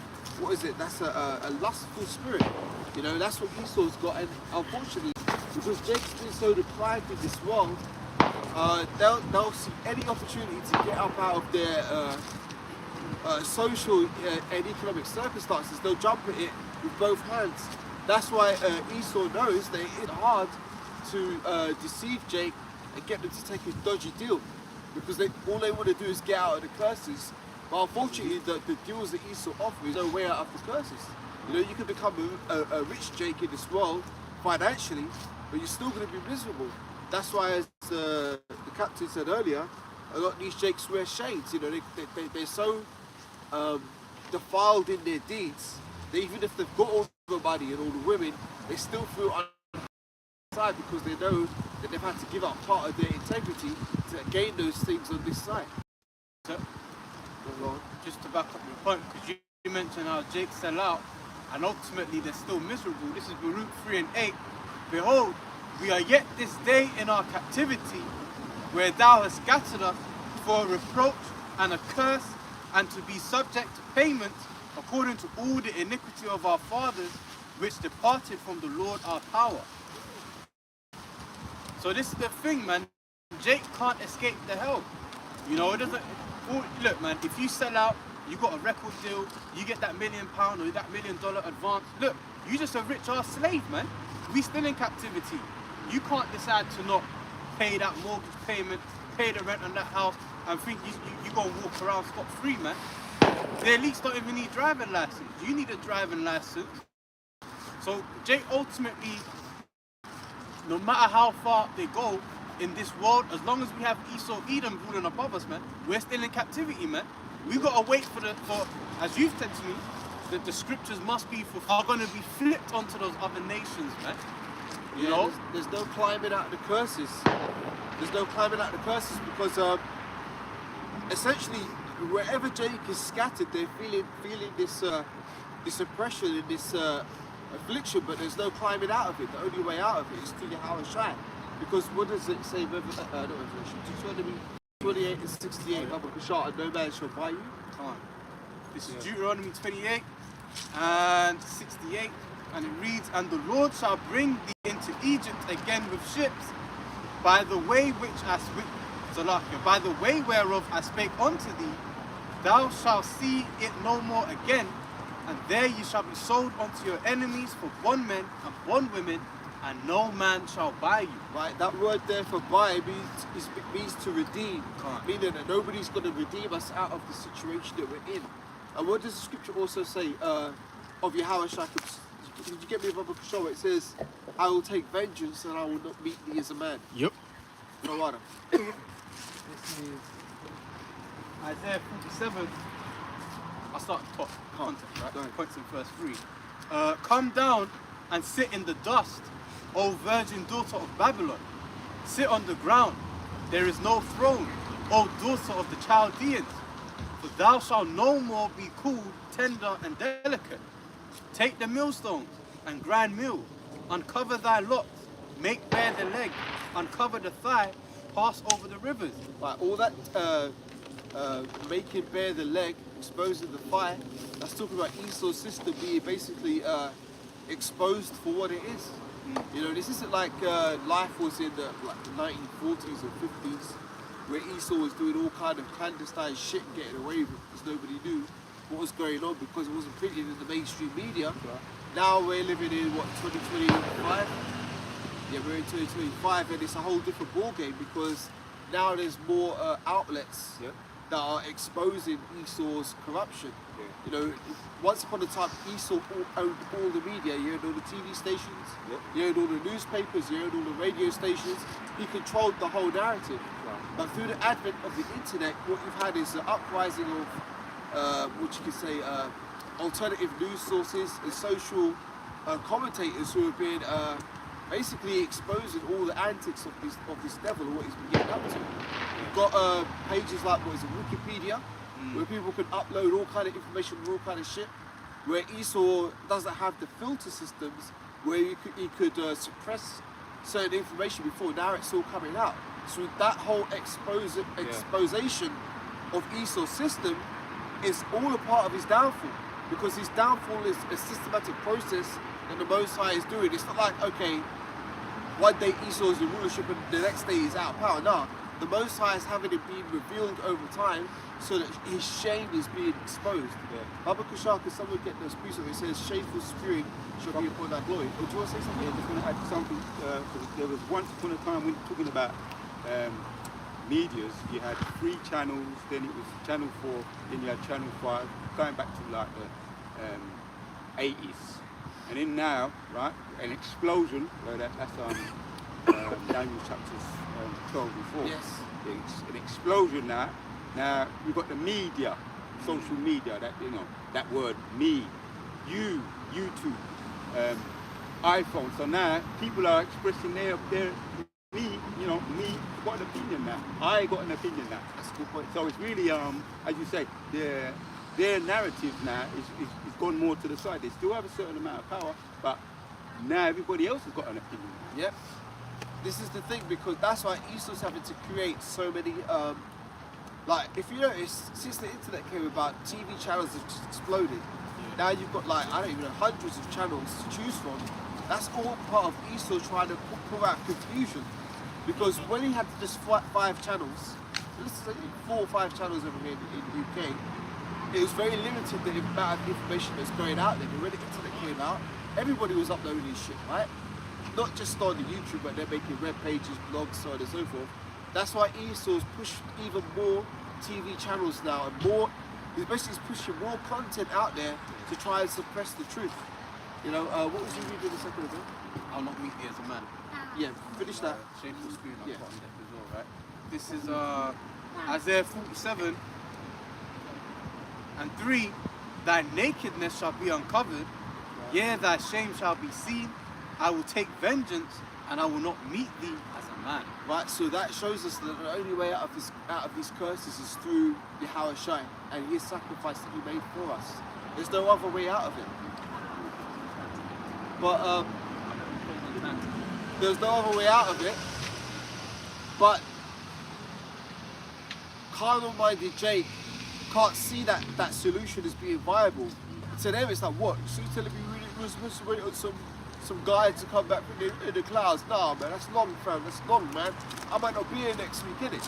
Because Jake's very short-minded. They're short-term. Just want to quickly add to your point, because you know, the car here when he goes. Come. There was a certain Jake that I used to work with, that I was trying to bring in the truth, and he knew what I was about. Then it's like, oh yeah, but you're on this afterlife thing. Yeah, I'm on the now to, you're on this afterlife thing. Yeah. Like the patience, man.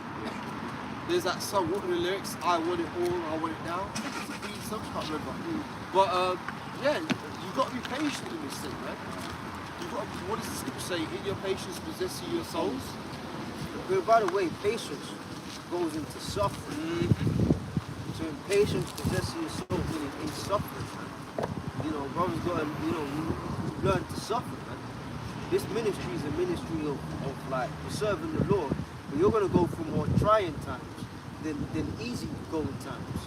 More crying times. You know, trying times, more trying and crying times than the happy-go-lucky times, man. You know? You're into that happy-go-lucky spirit. Yeah! Woo-hoo-hoo! This ain't for you, man. It's not going to go well, man. You know, that's why they get in church, man. That's why you got videos coming out. People are exposing church for what it is. church is just a concert. Yeah. Some nice music, some this, some that, a boom, boom, boom, and that's it. You ain't learning nothing in there. If your pastor went and told you, you're gonna get fucked up. You know, if church guys spoke like that, yeah, Let's go fuck you up. yeah, you gotta use their term. You can't say Yahushua. You gotta say it like how they would say it. The Lord Jesus Christ is gonna fuck you up, yeah. Ain't nobody going back there next Ain't week. nobody going there next week, man. One of them Christian hats, man. Yeah. Lord have mercy. Lord have mercy. What did pastor say? What did pastor say? Oh God, no. You know, Jesus Christ, yeah, is gonna make your life terrible for His sake. They ain't fucking dealing with that, man. Who's that? I don't even know how he got on that level. What was he saying, man? Do you know what? I even No, forgot. I remember Some patience. Patience based. Some afterlife thing. the afterlife thing. Yeah, Yeah, if I can bring out a precept before I make just to get on that, I want to touch on that. 2nd Ezra 6 and 9 says, "For Esau is the end of the world, and Jacob is the beginning of it that followeth." So, to cut that lie, we are the afterlife people, if you want to put it like that, the end of the world. So there used to be a documentary it was one of my favourite documentary, kind of movie stroke documentary, and there was people called the Tomorrow people, which means they understood everything, the technology, everything. They had it. They was ahead of their time. So we are those people, man. Here, we're in this. We're living in this time, but we're the future. Yeah, we are the future. Right? Yeah, we are the future. Yeah, that's a good point, because essentially our bodies are here right now in this physical time. We're here, but spiritually, our minds are in the kingdom. Because that's where all our thoughts that's what our hearts are set on. We're not set on here and now. In this moment, temporal, carnal. Yes, we use this world, but we don't use this world. Our heart is in the kingdom, where we'll be able to actually enjoy the earth. We'll be able to enjoy our lives, we'll enjoy our riches, because that's where we'll finally begin to live. Because right now, the scriptures say, right now our lives are hid. We're not really living, we're just existing at this moment, and we're playing out the last few remaining days of these curses before we transition into our blessings. And those blessings are going to be eternal, never ending, man. We're never going to know what it's like to hear an alarm clock again. Actually, we'll hear an alarm clock, but it won't be for us. It'll be for Esau. We're going to sleep sweetly. There's not going to be no going to bed thinking, oh shit, man, I'm going to have to get up at the crack of dawn to work. No, man. We're going to be able to enjoy everything, and life is going to be for living, basically. Life is going to be for living. Right now, life isn't for living. It's just basically a death cycle that's just, going on and on and on. And that's because Esau's in rulership. And he can only bring forth destruction and death, because he wasn't meant to be upright and in tune with how life should work. He's the adversary. He goes against it. Everything that the Most High set up, Esau does contrary. Yeah, Esau's not in tune, man. He'll tell you that the new day begins at when the clock strikes 12. That's not fucking in tune. You know what I mean, bro? He'll tell you that it's a new year in the dead of winter. That's not in tune. Don't the scriptures say that? You change the times. Oh, may I say this, Mama Kishan? We're in the month of October right now, right? So, I think I've said this before, but let me break it down again. If you look at an octagon, how many sides has that got? 8. Got 8. So when you take that word oct, it means 8. Like octopus, octagon, 8. So if we was to take this month as being month number 8, what happens in the 9th month in Spanish? 9, I think is called. You tend to park it here. Why are you going like this? Right. In the 9th month, in the Spanish it's called 9, November. And if you look at des, that means 10. So if you was to count these months 8, 9 and 10, then you'd have 11 and 12 to follow. So if you could count January as 11 and February as 12, that would take you into more in line with when the New Year's really supposed to occur, which is in the time of the spring. But Esau's done fucked everything up to where people think that New Year occurs on December 31st. Get that scripture out cool, dude, because that's what you're on your point. You got to read the scripture where it says change of times. Good point. It's one. This is Daniel 2.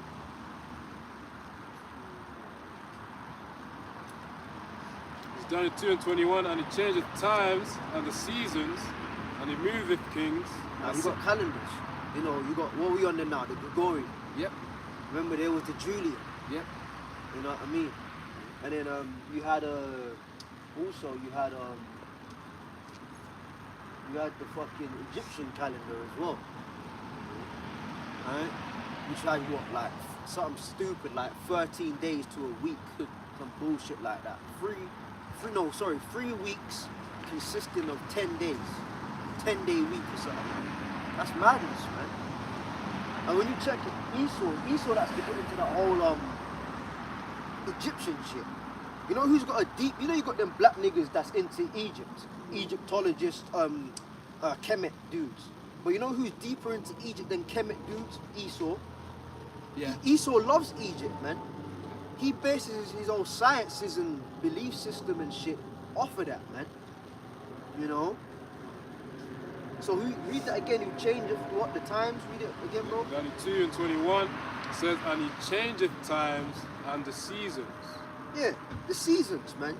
How the hell is nothing budding, nothing's growing, but all of a sudden, yeah, this is the new year.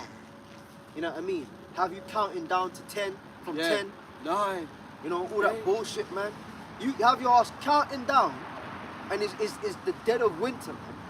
Nothing's growing, nothing's budding. You standing out there in the freezing cold. It's the spirit. You got fireworks going on there. You go down to Ali Pali. Yeah. You know what I mean? If your parents ever took you to Ali Pali, that's crazy. So how the hell is he going in there to walk the dog at this time? But they shot us in.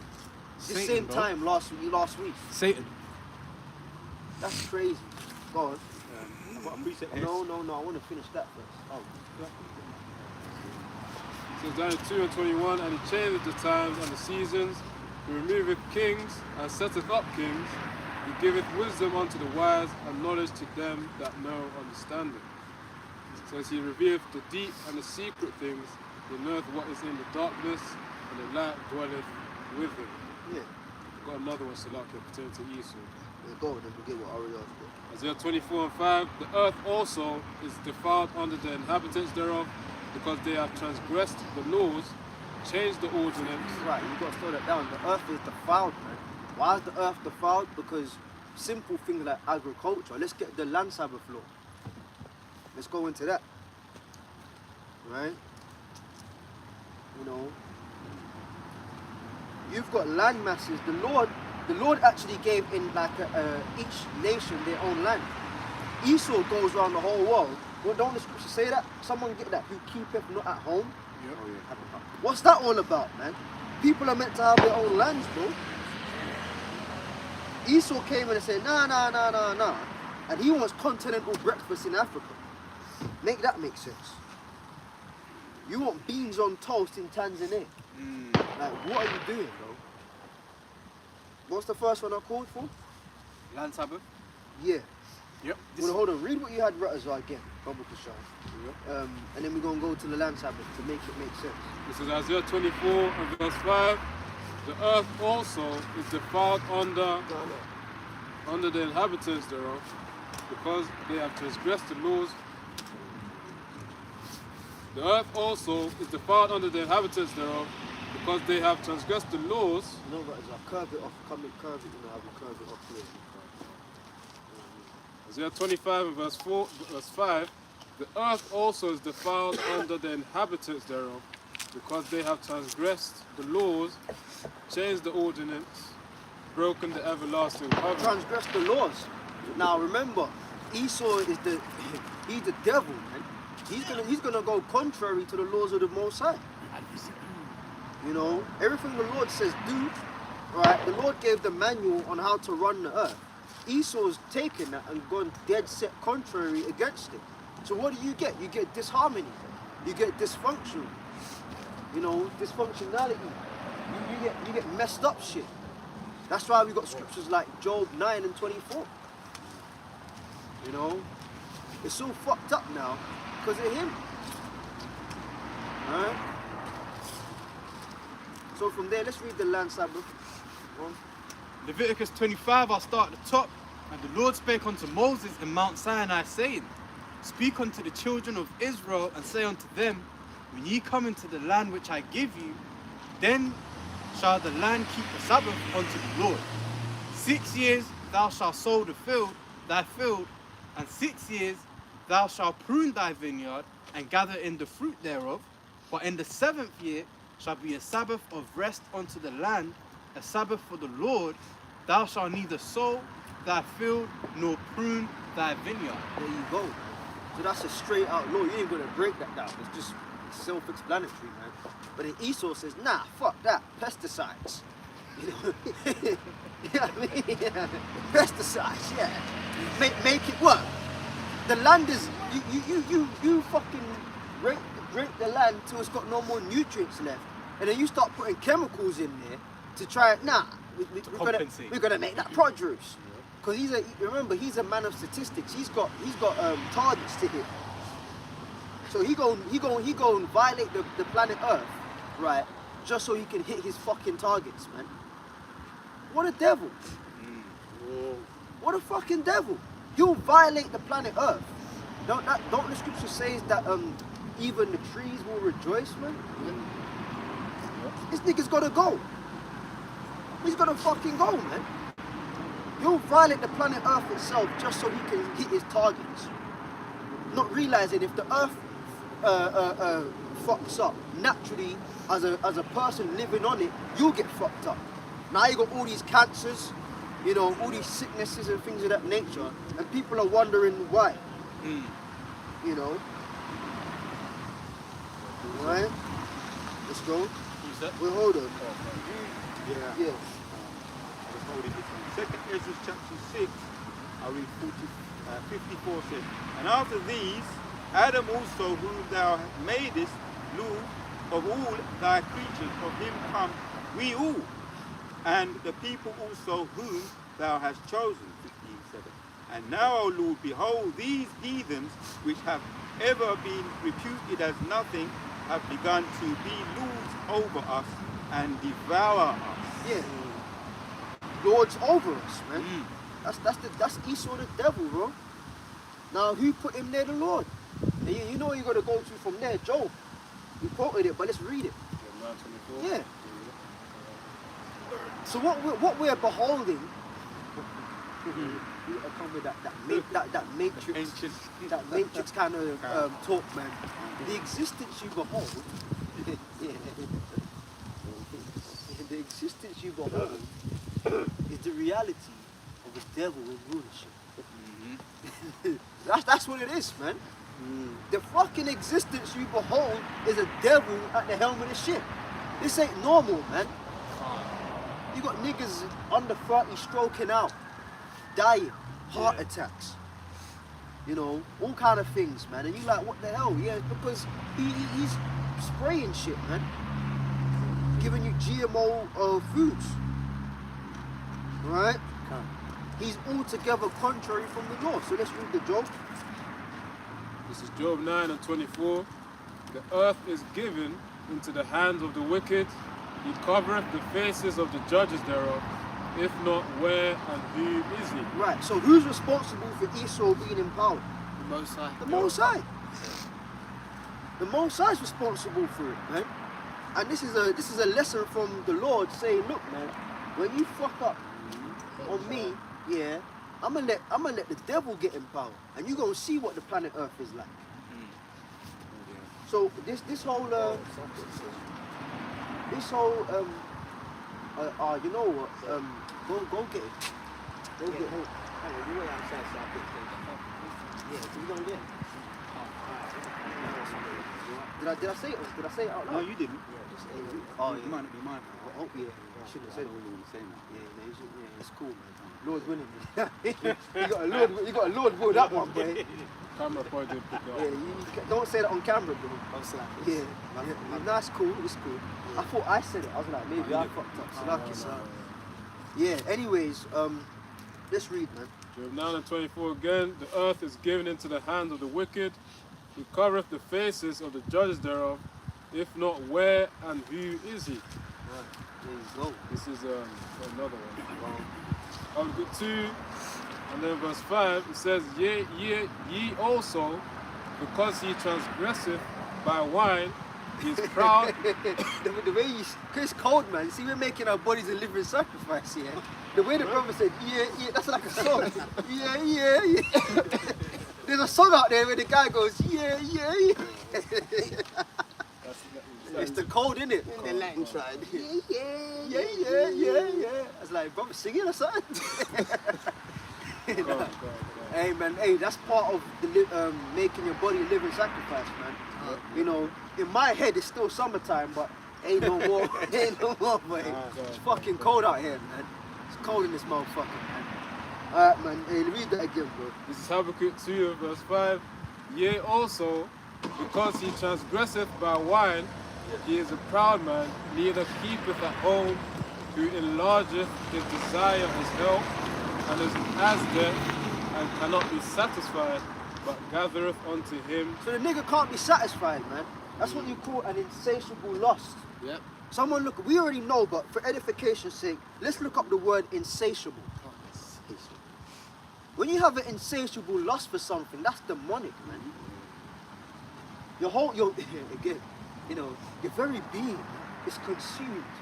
Your very being is consumed with an insatiable lust, man. Right. This is a dictionary definition of the word insatiable. It says not satiable, incapable of being satisfied or appeased. Yeah. So that's the devil, man. He's incapable of being satisfied, man. So no matter how much he has, he's gonna say, that's good, but I want more. That's good, but I want more. And that's a demon, man. What the hell can you do with that, man? You know, you got niggas, they got insatiable lust for sex, man. That sex demon. Now, is a lot of sex good? Yeah. A lot of sex is great. But then there's a level where you gotta kind of chill out, man. Like, that's why you got people, like, see, I don't even want to go on that topic, it's just a passing point. Yeah. But that's why you got groups out there trying to make way, well, you can have sex on the Sabbath. Here it is, the Lord gave you 6 whole days. Yeah. 6 whole days to fuck your wife every single way you want. Every which way you want, you can do it. But the one day the Lord said, all right, you can't abstain from your pleasures, do not thy pleasure and keep it holy unto me. Oh no, well the Lord doesn't say explicitly that we can't have sex on the Sabbath. What are you talking about, man? What the fuck are you talking about, bro? The Lord gave you 6 days to do what the fuck you want, quite literally. And the one day, that's it. What does that go back to? An insatiable lust for sex. Baba Kushai, if I may add to your point. Oh, hold on, bro. Outright disobedience. Because now you're gonna have a guy that gets technical. Well, you see the new moon, yeah, really it's 2 days I can't have sex back to back. Because if the new moon finishes and then another one comes in, then I can't, you know them technical dudes? Yeah. Or with the last Sabbath cycle, and then the new moon came in, that's that scripture, when will the new moon be gone? That we may buy and sell. Yeah. People, they want to make excuses. Oh, I can't do this because of the Sabbath. Yeah. I can't do this because of the new moon. You got an insatiable lust for pussy. And you're trying to justify it. Yeah, you're trying to justify like that. So I say something? Yeah, of course. Yeah, like anyway, the Lord put him to death earlier this year, and when I found out, I was happy about it. It was a Jake. His name was, his code name in the porn industry is called Pussy Breaker. Yeah, what the fuck is that? I mean, and sounds demonic. Yeah, that's demonic, man. And they tried to say that, you know, when he died, well, his mum had cancer, he was trying to raise money and all that, but he was in the streets at the same time, man. And when I heard that that guy got put to death, I actually praised him. You know what I mean? You know, I was going to invite you over for drinks, man. You know, we were happy when that man, the Lord put that man to death. But another example is the Panama Canal, because this devil brought over the tribe of Benjamin to build it from the Bahamas. And how many people died? 25 to 30,000 of them, man. He didn't want his people to die, so he shipped over Jake, man. You know? That's crazy. And look how much that has done the environment for, so they can have that shortcut. Zebulon will be what? A haven of ships. Yeah, so he's a devil, man. He's never satisfied. He's a Good example. Go on. This is back on what you were saying about guys saying, oh, but it doesn't say you can't have sex on the Sabbath. This is Exodus 19 at verse 14. And Moses went down from the mountain to the people and sanctified the people, and they washed their clothes. And he said to the people, be ready against the third day, come not at your wives. Yeah, so that means the Lord, the Lord was coming down. The Most High came down in the ship, the chariot. You couldn't be unclean, man. Now, what does sex do to you? It puts you in a state of uncleanliness, man. You and your wife, you gotta wash. You gotta wash yourself in water, and then you're still unclean until the evening. And guess what? The scriptures speak about it. Any bed sheet or leather or skin that the seed of copulation goes onto shall be unclean.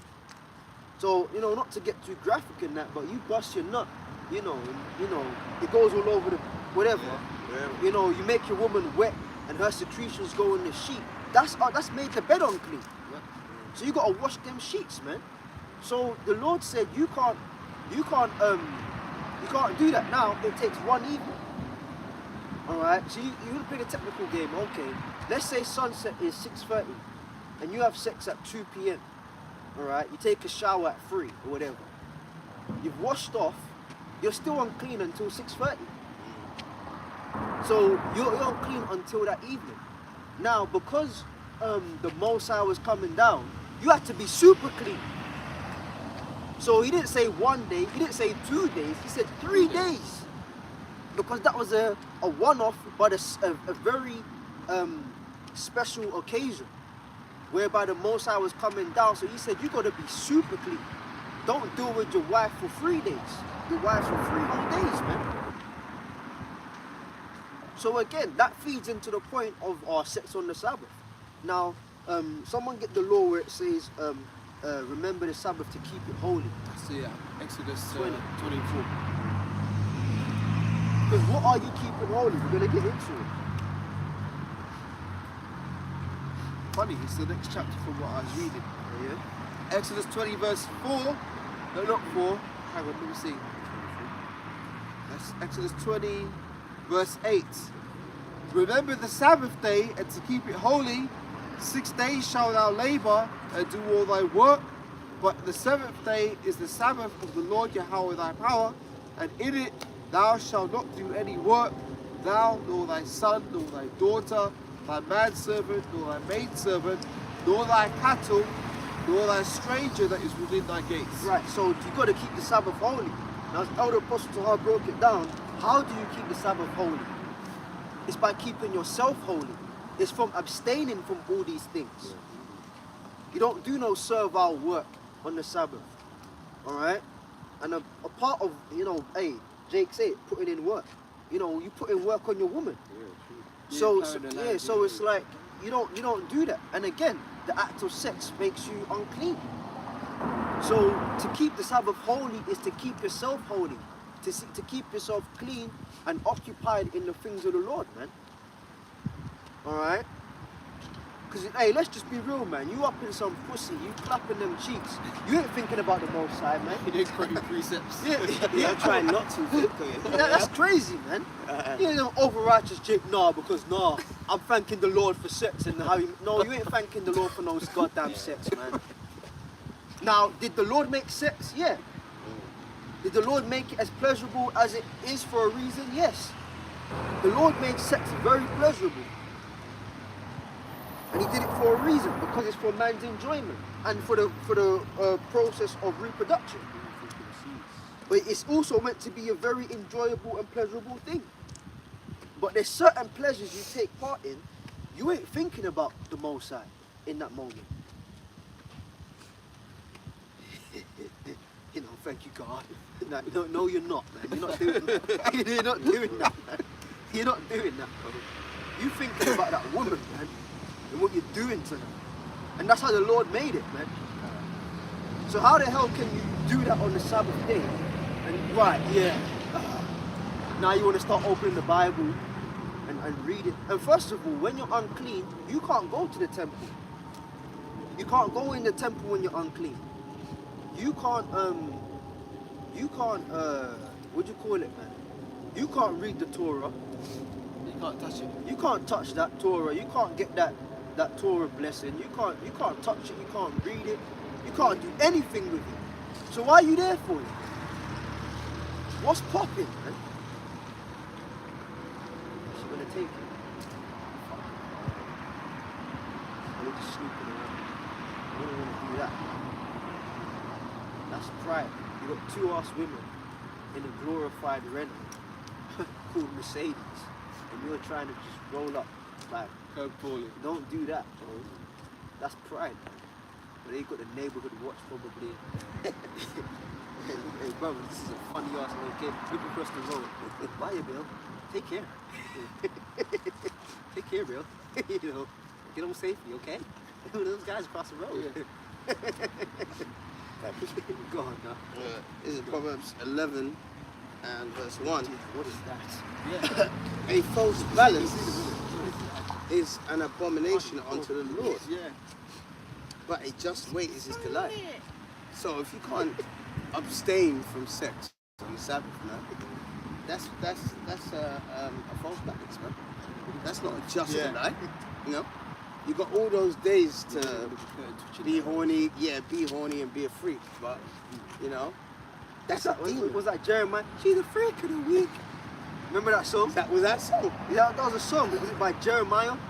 Some dude called I remember. no, Freak of the Week. Wasn't it Krypton Conan? Something like that. Freak. She the freak of the week. Freak of the week. There's just some women that are built just for that, man. Yeah. Well, no, what are you talking about? Some women. all All women, man. Yeah. Sex objects. What are you talking about? You know? They're sex objects. Yeah, they're just You know, sex objects. and you can't know see what? nothing There's else. different types of what turns men on, right? Mm. You can go to a club and see some booty twerking bitches. Yeah. That will turn you on, but that's a momentary turn on. Right. Yeah. If you want a long-term turn, you know what's a long-term turn on? In the kitchen. Yeah. Folding that laundry. Yep. Yeah. A bun in the oven. All right. There's something about when your wife's pregnant, you want her more. The Lord made it that way. That a long-term turn on is a housewife. You can shake your ass in a club in a thong. Ah, yeah, that's all right. And but I ain't taking you home to wife you. Yeah. A long-term turn on is a woman in her right order. Yeah. That's a long-term turn. That's the proper turn on. Appreciate. So who you? Oh, she the freak of the week and all that shit. Yeah, where's that gonna get you, man? That ain't getting you nowhere, man. Fuck you niggas talking about. She the freak of the week. And there's nothing wrong with your woman being a freak. You want your woman to be a freak for you. Yeah. In your bedroom. And, you know, twerk how you want her to. You know what I mean? Your personal. Remember in fucking Coming to America, when she goes, she's my queen. Yeah. Oh shit. Yeah. She's my queen. Yeah, number 2 came on the other day. It was terrible. My I ain't queen watched to be. You ain't about to talk number 1.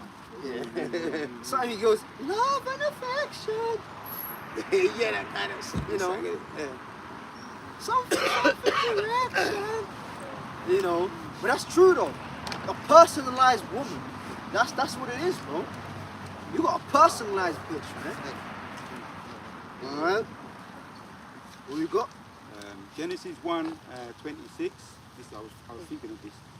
And Yahweh said, let us make man in his image, after our likeness, and let them have dominion over the fish of the sea, over the fowls of the air, and over the cattle, and over all the earth, and every creeping thing that creepeth upon the earth. So when we get into image, it's those laws.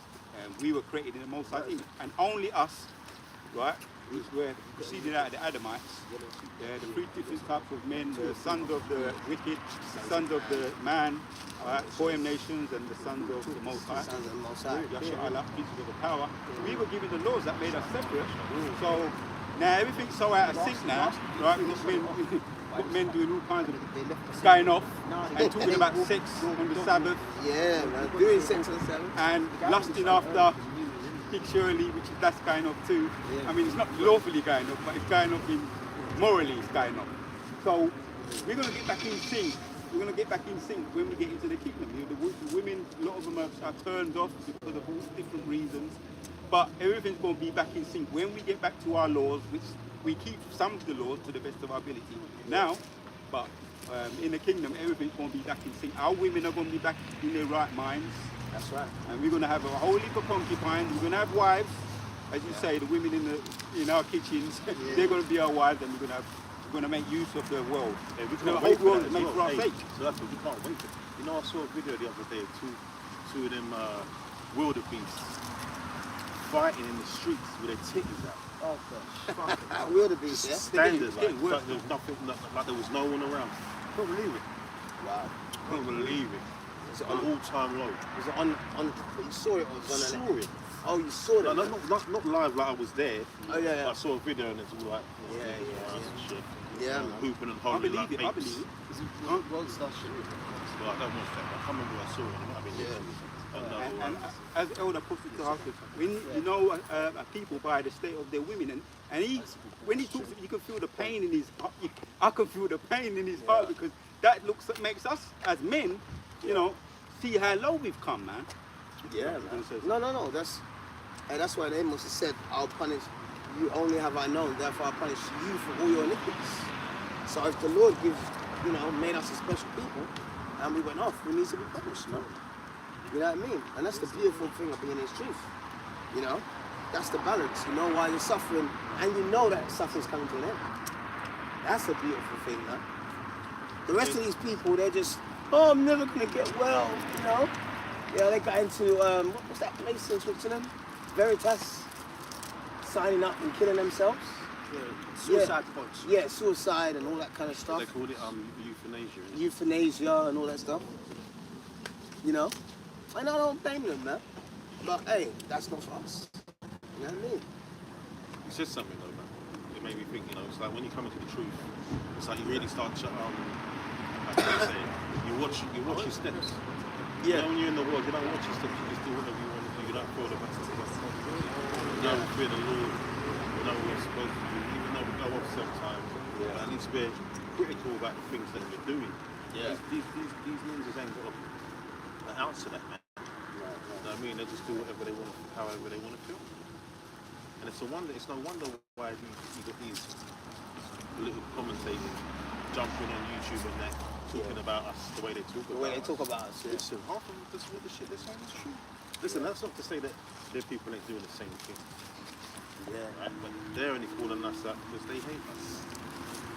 Yeah, If we're calling them that, we're calling them that just supposed to be doing better than us. Yeah, exactly. On YouTube, if I may add to a point, they've got something called these Edomites are subtly hinting at black fatigue. Oh, they're not even subtly hinting at that. Yeah. That's their thing now. And that's what they selected to do. But they like to jump from. They like to take things from what we say. You know what I mean? Yeah. They like to take it for themselves because they're not original.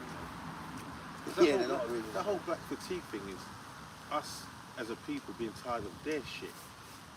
It's not supposed to be them being tired of our shit. Because they're the ones that always pull the shit. Yeah, You know that's what I mean? true. Yeah. And they do the shit that they do. Oh my hand, I just want to say this. They do the shit they do, right? And then they act like they didn't do anything. Like you was the one that did it to yourself. Yeah. You know what I mean? It's like they refuse to acknowledge the shit that they've done. You think of all the stuff they've done in Babylon. Just Babylon alone. Yeah. And then they want to tell you to pull yourself up by your bootstraps. You know, while they're cutting your bootstraps, man. You ain't got no bootstraps. Yeah, sure. Devils, man. Yeah, the devils. Gaslighting on a major level. That's it, man. This is James 5, And I'll start at the top. James 5:1. Go to now, ye rich men, weep and howl for your miseries that shall come upon you. Your riches are corrupted, and your garments are moth-eaten. Your gold and silver is cankered, and the rust of them shall be a witness against you, and shall eat your flesh as it were fire. Ye have heaped treasures together for the last days. Behold, the hire of the laborers who have reaped down your fields, which is of you kept back by fraud, crieth, and the cries of them which have reaped are entered into the ears of the Lord of Sabaoth. So that's ill-gotten gains. You know, everything they've got and what they've reaped of us, they've got it in a wicked sense, ill-gotten. So here's an example, and I bring this up quite often. But up until 2015 in the UK, people that were paying taxes towards a compensation for slave owners, man. So that's ill-gotten gains, man. So imagine that you're descendants of you know, this transatlantic slave trade, and now you're working and you're putting money into that same shit that has your people in captivity. It's ill-gotten gains, man. So you have to pay for that. Yeah. You know, you have to pay for that. What's he saying about the moth-eating? Read that part of it. James 5 and Yeah, read the whole thing again. I'll start at the top. James 5:1. Go to now, ye rich men, weep and howl for your miseries that shall come upon you. Right, because all that they've done to us is going to be done unto them. Yep. You know, the curses, man, going to be flipped on us, man. You know, we're going to put them in hardcore bondage, just the same way they did to us. Not the same way. I have to, you know, disclaim them. They got shit. We ain't going to be doing all that butt breaking and all that other shit. That Edomite shit that they like to do. But yeah, man, they're gonna get the hog. Verse 2. Your riches are corrupted, and your garments are moth-eaten. Yeah. Your gold and silver is cankered, and the rust of them shall be a witness against you, and shall eat your flesh as it were fire. Ye have heaped treasures together for the last day. Okay. Yeah, it's blood money. Yeah, no, it's blood money. It's blood money, man. You know what I mean? It's blood money. It's like, you know what I mean? Imagine you're one of them wicked niggas and you just put a hot one in someone to take their money. Take the money and it's all blood on the money. You can't use that money. That money is useless. Basically everything that they've collected is useless. If there's not, all you're doing is heaping more and more misery that's going to come to you in the kingdom. We're running it. You know? One more verse, verse 4. Behold, the hire of the laborers who have reaped down your fields, which is of you kept back by fraud, crieth, and the cries of them which have reaped are entered into the ears of the Lord of Sabaoth. Yeah, that's us, man. You know. And more importantly, you need to talk about the men of the Lord, the elect, because they're the ones that are really sighing and crying for them. Because these other jakes out there, they don't really understand what's going on. You know, they still want to join unto these devils, not understanding that they're the enemy. You know? We understand who our enemy is. The scripture says that. You know, never trust thine enemy. You see? Revelation 18:6 says, reward her even as she rewarded you, and double unto her, double according to her work in the cup which she hath filled, fill her double. Oh, and that's mainly about America, man. Babylon the Great, man. But listen, you other nations, man. I told you about that shop near me, innit? You know, that Elamite. Yeah. You know, it's a 24-hour shop. And, you know, I had no gas in that. And, you know, I had to have gas in it. Couldn't wait. So I drove there and that. It's a 24-hour shop. You go in there, the guy's packing away. Yeah, I can help you! You know? So, wait. What? So everyone comes in, is that what you say? He's packing away something. I mean, he didn't even look at me. Like, it's almost like he had a radar that black guy's in. Yeah, I can help you! You know, I had to take it, man. You know what I mean? I said, I'm just going to look around, buy something, and then I'll put some money in my card. You know, I just have to be a server. Do you know what I mean? Peaceful. Yeah, exactly. Endure that, man. And didn't he? Wasn't he? I remember this. Wasn't he funny about how he was going to pay for the? Yeah, for the yeah, energy? yeah. He said, "Oh, you can only put £10 minimum." You know, so it ain't just Esau; it's these other nations. But he was being wicked, man. He was being wicked. You know, he would have had it so you'd go home and have no fucking lights in your house or some Yeah. shit, or no heating in your house or some shit. Yeah, yeah, yeah. On the basis of a lie. It's gas, basically. But It's Psalms 83. yeah, yeah, You got that? Yeah. wicked bastard. That's the spirit, man. Bring that out. The basic Christian. Yeah. Psalms 83 from the top, yeah? Yeah. A song of David of Asaph. Keep not thou silent, O God, O Yahweh. Hold not thy peace, and be not still, O Yahweh. For lo, thine enemy make a atonement, and they that hate thee have lifted up their head. Yeah, because as you said, it's like a radar that they've got. As soon as their head lift up straight away. Yeah, yeah, It's yeah. like, as soon as you come right, the head lift up. Yeah. You know what I mean? It's like, and Deuteronomy 28, bywords and proverbs, bywords and proverbs. It's in their heart, man. It's in their DNA. Yeah. 2, for lo, thine enemy make a tumult, and they that hate thee have lifted up their head. They have taken crafty counsel against thy people, and consulted against thy hidden ones. Oh, even I was watching the elder Levant video. There's things going on now in LA.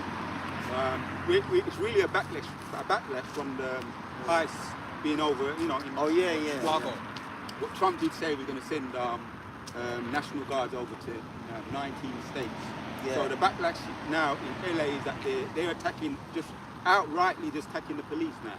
Yeah, in good. LA. That's Yeah. good, man. Yeah, that's good. That's what we want. That's what we want. That's what we want, man. Yeah, so good. And you know, so like you said something about the radar as well. It's like I had to explain to my brother the other day. It's like stop thinking that it's the colour of our skin. It's got nothing to do with it. Yeah, Somalians are saying. Yeah, exactly. There's people darker than us. Yeah. The Sri Lankans. Yeah. It's not about the skin. There's a spirit that's on them to hate us. It's as simple as that. Yeah. That's why wherever we go, it's the same result. Yeah. You know, I hear Jakes from every continent, every country that they're in, saying now they're realising why does everyone hate us no matter where we are, no matter where we go. You know what I mean? They're starting to realise. Yeah. But they don't know the answer. That's a couple more verses there. They have said, come and let us cut them off from being a nation, that the name of Israel may be no more in remembrance. So some of them are just highly paid now. You've got a lot of them that just took in Edomites that just took in, they come back in their own spirit, because we had slave catchers, did we not? Which are the police today. Police, yeah. Or you got the bounty hunters, which they sent bounty hunters after John Horse. Oh yeah, John Horse. Yeah, one of the original food. The Seminole. Seminole. Yeah, Rubenite, yeah. Oh, dude, that's very interesting, very interesting. Yeah. And there's a lot of this. We didn't do that research, right? Yeah. The rabbit hole goes deep, but just for to scratch the ice, or you know, the surface of the tip of the iceberg. The bounty hunters now, they're back here in ice, getting paid good amounts of money. Yeah. All they got to do is put masters on, and just people are just getting grabbed up. So even brothers, our brothers be saying, we're over here in England. Obviously, we pray before we leave the yard anyway. Yeah. You know what I mean? Because even over there, they said that they have to be on a more higher alert than ever. Them men are ruthless. Even with brothers in the truth, they be saying they have to be on a high alert. Yeah, the man, they're ruthless. So anyway, let me just finish off and then I just read for they have consulted together with one consent. They are confederate against thee. And it's frustrating being around Jake now.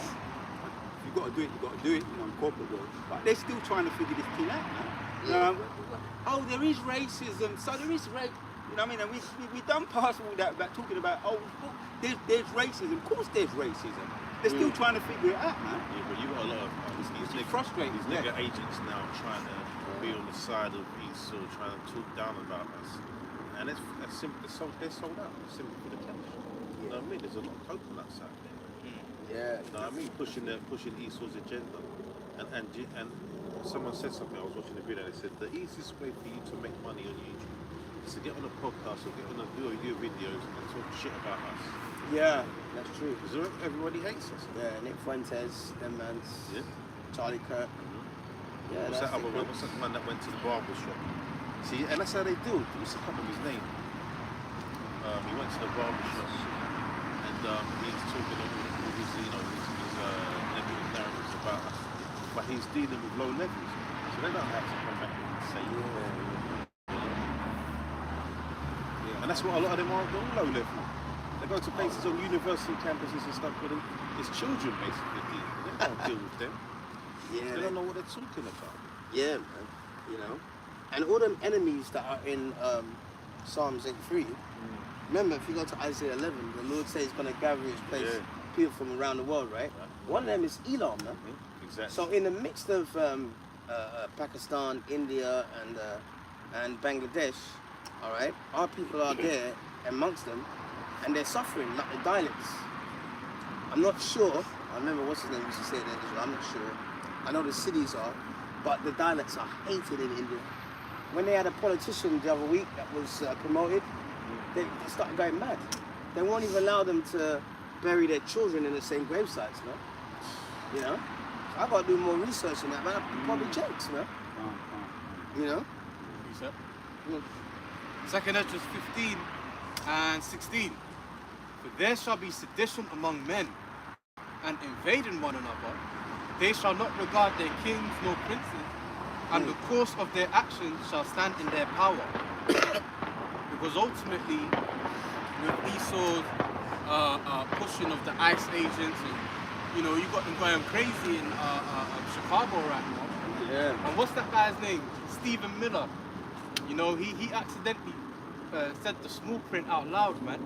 Because basically, the American government have authority to take plenary action, meaning that, hey, they're free to deal with the situation however they want to. As Ariel, you said earlier, neutralizing the threat. Yeah. So if dealing with the problem is wiping out most you niggas in the hood, guess what? They justified in doing that, man.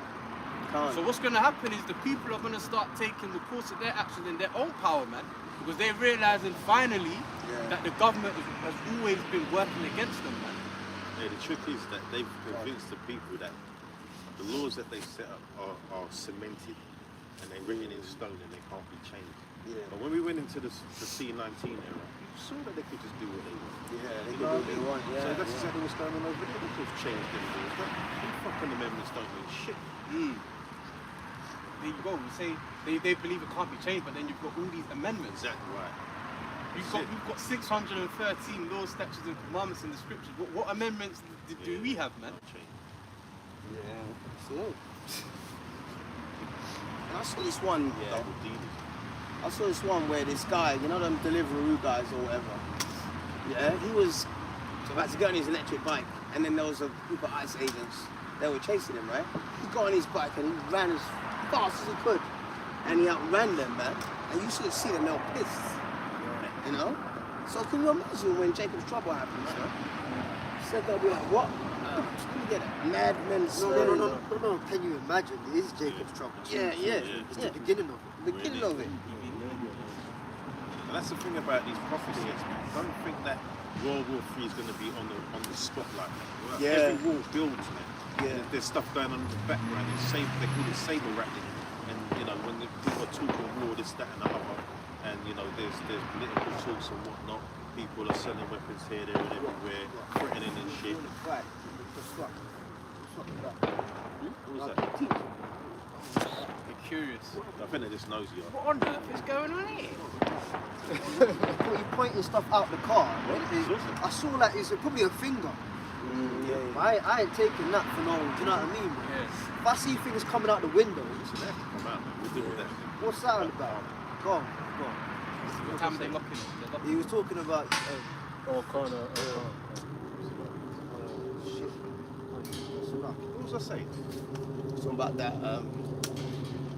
It's not like it's gonna be like a. The build up to the build up. It's like this scandemic. It just landed on us.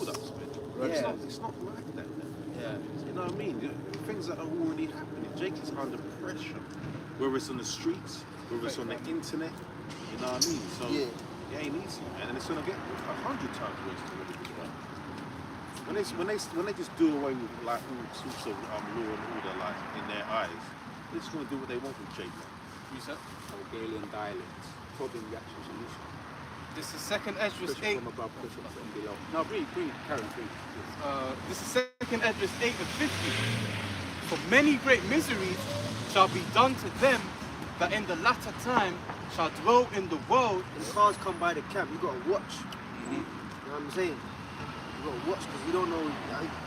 It's not always curiosity. Yeah. Yeah. Go on. 2nd Esdras 8 and 50. For many great miseries shall be done to them that in the latter time shall dwell in the world, because they have walked in great pride. Yeah. And that goes for the world and Jacob. At the end of the day, the scriptures are written for Israel. People are going to get turned over out here. Because people are walking around like the Most High don't even exist. And that's why we have Jacob. That's why we have Jacob, because you're going to get it the worst. Yeah. This is all about you. You don't want to listen to what the prophet's going to say. You know, we're warning you. You know what I mean? We're warning you, man. That's what we're doing out here right now. You know, in season, out of season. What's the scripture talk about? He's a living sacrifice. You know, saw what happened with that brother the other day. Yep. You know, so it's like the captain's correct. Well, properly diligent out here. You know what I mean? Keep your eyes peeled. Keep your wits about you and that. You know, Jacob's trouble doesn't just mean that it's going to be the authorities over us. Yeah, You know what I mean? Neighbours. Yeah, guys want a phone alert. You know, on the phone. We are now in the time of JT, Jacob trouble. It ain't gonna happen like that, man. Yeah. It's gonna come up on your ass out of nowhere. Yeah. You gotta be prepared for it. Ephesians 5 and 15. See then that you walk circumspectly, not as fools, but as wise, redeeming the time, because the days are evil. It's a beautiful thing, man. Because sometimes, like if I try to sleep and I can't sleep, after a while I just say, you know what, let me just get up, let me do some reading or do a video, man. Because you don't want to waste time, man. Because you could be okay one minute and not good the next, you know? So you have to use your time wisely, man. And that's why sometimes being his truth, the woman diminishes that time. All right? So the Lord knows what each man can handle and which, you know, things that they can't, man. You know? And we've seen plenty of, me and this elder here, we've seen plenty of examples of men leaving the truth for so-called women, man. And they're not worth it, man. We'll say that, man, right here. Especially not this low caliber of women that we have now, man. They're definitely not worth it. The scriptures say what those with wives be as though they had none. They had None, man. Yeah, man. Don't mean when you go home and your woman's there, you start blanking her. You know what I mean? Yeah. I mean, like, I'm okay. Sometimes sometimes you gotta break it down simply for these things. Yeah. So be like True that. though, you'll be like that, isn't it? You know? You don't exist. Smelling, you ain't washing a week. You're not paying your rent and shit. You're not bringing home the bacon. Well, I shouldn't even say bacon. You're not bringing home that bread and looking after your woman and shit. Yeah. Like the woman's like, look, you smell a little bit. She's like, set my body a little sacrifice. I ain't washing for 5 days. Oh. Yeah. You know what I mean? That's why, man. Sorry. You know? That comes with the time, man. Yeah, coming with time, yeah. And some of these guys are coming, Yeah. moving a bit too coarse. Yeah, man. 100%, man. You know? Listen, I'm sure other brothers did it. I remember what I was like when I come into this thing, stoic as fuck. Yeah. You know what I Yeah. mean? You couldn't even really talk to me at them times. You did around the brothers, you know what I mean? But everywhere else, you couldn't talk to me, man. Bros will tell you straight, man. You know, you know, to get all up in your business and shit. But brothers lost out on decent women because of your own, like, ignorances. Yeah. You know what I mean? No, bitch. yeah. I'm done with you. You know what I mean? She tries to get on board, and you look back at yourself, and it's like, I was a dickhead. But you know what? That's the way it's supposed to be, though. That's the way it's supposed to be. Yeah, At the end of the day, if a man's goes, is all Yeah, good. yeah, true, yeah. Yeah. I just looked up that word. I know brothers know, but I keep hearing of it, so I just done a fact check on it. Hegelian dialectic problem reaction solution. This method basically involves fabricating or intensifying a problem, offering a draconian, we know that word here, draconian. I go back to Draco, infamous person that he was known for being very cruel with his laws, which goes back to the word dragon-like. Draconian solution, then settling for a compromise that nevertheless further intended the goal. That's all the right things, right? It's basically, it sounds so deep and complicated, but that's what it is. It's problem reaction solution. Yeah. See, this man thinks he's smart, but he's doing exactly what he did in the past. Hey, when Nero was in charge, what did he do? He got his agents to burn down Rome, and he blamed it on Jake. All right, and that's when the pogrom started against Christians. So when you hear about the Roman Empire burning Christians, put them in a Colosseum, those were all Israelites, man. All right, they want this. Really believe that the so-called white man is going to willfully go into a lion's den and lay down his life? He ain't going to do that. He'll be like, right, he'll be running, trying to get up, you know? Let me out, you know? A lot of them, they died with dignity. They welcomed it, man. Yeah. All right? Yeah, you got the Salaki. Sorry, go on. Thinking of the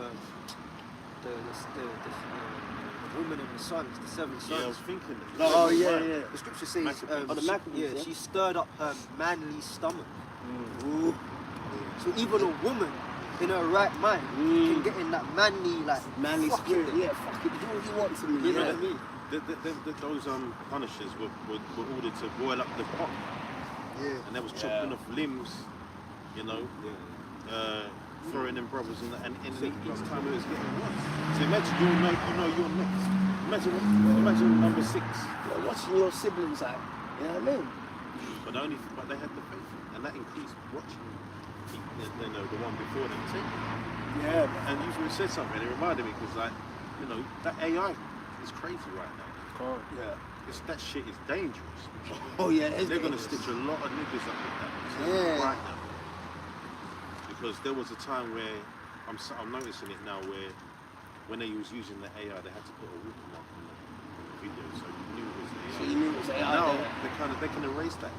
Yeah. And look, at the end of the day, if this devil wants to use AI to capture people, to put people on the spot, you don't have to put no watermark on anything. So they're gonna use. My point is they're gonna be using that to stitch people up. Yeah. You can make a man look like he's doing anything, man. You know what I mean? I saw a video and it had Donald Trump getting on his knees, unbuckling Vladimir's belt in front of people, and it looked real. Yeah, So if they can do that shit, imagine what else they can do. It's funny, but it's not funny. I saw one with Martin Luther King, man. He was chilling with the man then, you know?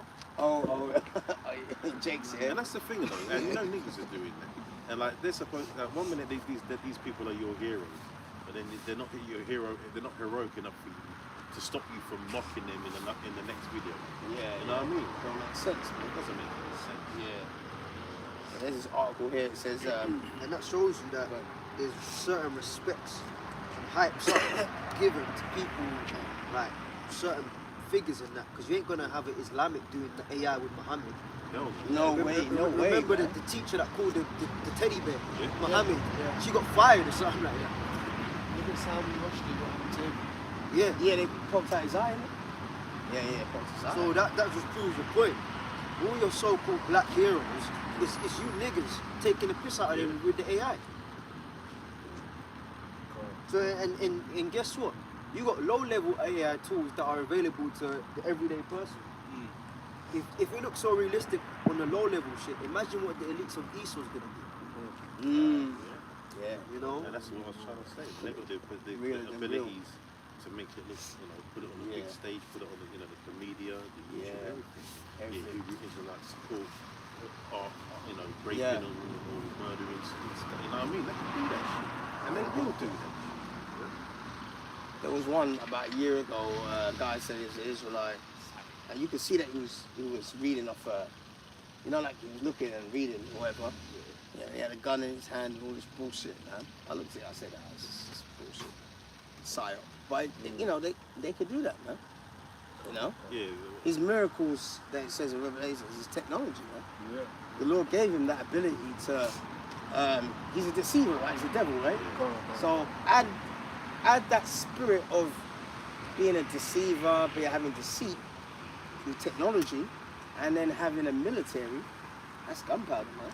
You're gonna need a higher power to survive with that, man. And I said something, that's why they said in the scriptures that you're going to be falsely accused going to this AI thing, yeah? And our face up there and everything like that. That's why the Lord says he could command them that stood so stiffly for the Lord, word of the Lord. You see? And that's a good point, because what are you going to do once they set you up? Yeah, you can't just go you back. Can't prove yourself. You can't That's prove it. nothing. Yeah. Done out here, man. They don't even argue with you. Oh, I'm innocent, I'm innocent. There's no point. And why would you anyway? Yeah. You know, there's this difference. We know we're up with you. That's it. Yeah. Good point. The AI, what I've been noticing is that what the elders have been using a lot of the AI, not because obviously they know how to do research and everything else, but they're just using it to show that we can use his own weapon, his own tool, Esau's tool against him. And that's what's actually, in effect, that's what's happening, because a lot of the things that he'd be doing, he doesn't have to do it on camera, but he's doing it on camera just to make the point that when they talk about GMS, a lot of the things they're saying, the AI is getting it spot on, talking about how GMS are the most serious camp. Oh yeah. It's spot on and about a lot of things. True. And it shows also, it's a slap in the face to Esau, because he's been given that gift, right? When it goes back, we talk about AI, it goes back to his gift, it goes back to the sword. But same way how his sword's going to be used against him, right? The intercontinental ballistic missile is going to be used ultimately against him. Now, the prophets today on the roads and the streets doing videos are using AI against him right now. And hence why Islam is making him even more angry, because it's actually telling him, yes, you are the Edomites. Whereas, and also the MOTV, when you get into the MOTV, AI be getting it spot on. Yeah. And if you want to do this, if you want to find out who are the Edomites, you're right, you might not technically hear it from me, or accept it from me. But if you hear it from AI, what are you going to do now? Yeah, we're going to do that. Yeah. But you say that, but people are more inclined to believe what AI says nowadays. That's the point. Well, that's the point. That's why he's using it, because obviously, you know, people that are not very good with, you know, like reading and writing might use AI, but he's using it just to prove a point that yes, we're using this. This is your gift, but he's actually exposing you for who you really are, the devil, and that's the point of why he's doing it. Yeah, that's it. Not only him, I've been tuning in with a lot of brothers as well. Be using AI. I've been saying, oh, that's I'm doing my research more. It's a lot of good things that come out of it. People with learning disabilities, dyslexia, they're using AI, you know? But this man is always going to use it for sinister means. That's his fucking point. Yeah. That's something that could be used for good and turn it into wickedness. Every time. But that's his character, isn't it? This is Ephesians 4 and verse 14. That we henceforth be no more children tossed to and fro and carried about with every wind of doctrine by the sleight of men and cunning craftiness, whereby they lie in wait to deceive. Now, of course, the first part where it talks about children tossed to and fro is talking about the different philosophies of which can influence, of course, an individual of the world. But those of us that are rooted in the truth, in the How Shine, you know, we're not directed by any wind of doctrine. But the reason why I really brought this out was because of the fact that it said, by the sleight of men and the cunning craft. Sleight. Oh, Salakia. The sleight of men. You know, so obviously the intelligence, the trickery and deception of Esau Edom. Because the fact that AI right now, he can fortify videos which look very real, and then of course, as brothers have said, that it will make a brothers do something that they didn't actually do. And here comes the false accusations, and then of course right now as well, I think recently they had like a robot. I don't know if they were doing it for the jokes or they actually intend to do it. I think as a part of the, not members of parliament, but they want to try and involve AI into making decisions in the court now. You know, so of course all of that, you know, all those false accusations is gonna, things will spiral out of hand. So you know, you're gonna have to suffer wrongfully now, as the scripture said. If I may add to that point as well, Baba Bashar, if you're going to allow AI to start making decisions in you know, the House of Parliament and stuff, that really emphasizes the draconian measures, man.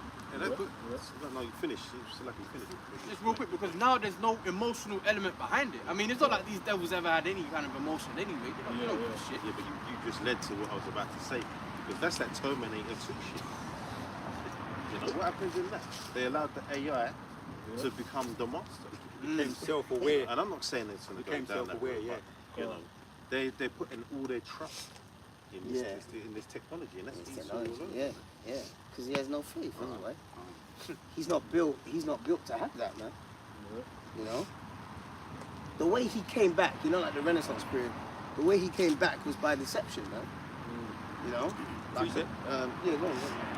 Hebrews chapters 12 and 9 says, furthermore, we have had fathers of our flesh which corrected us, and we gave them reverence.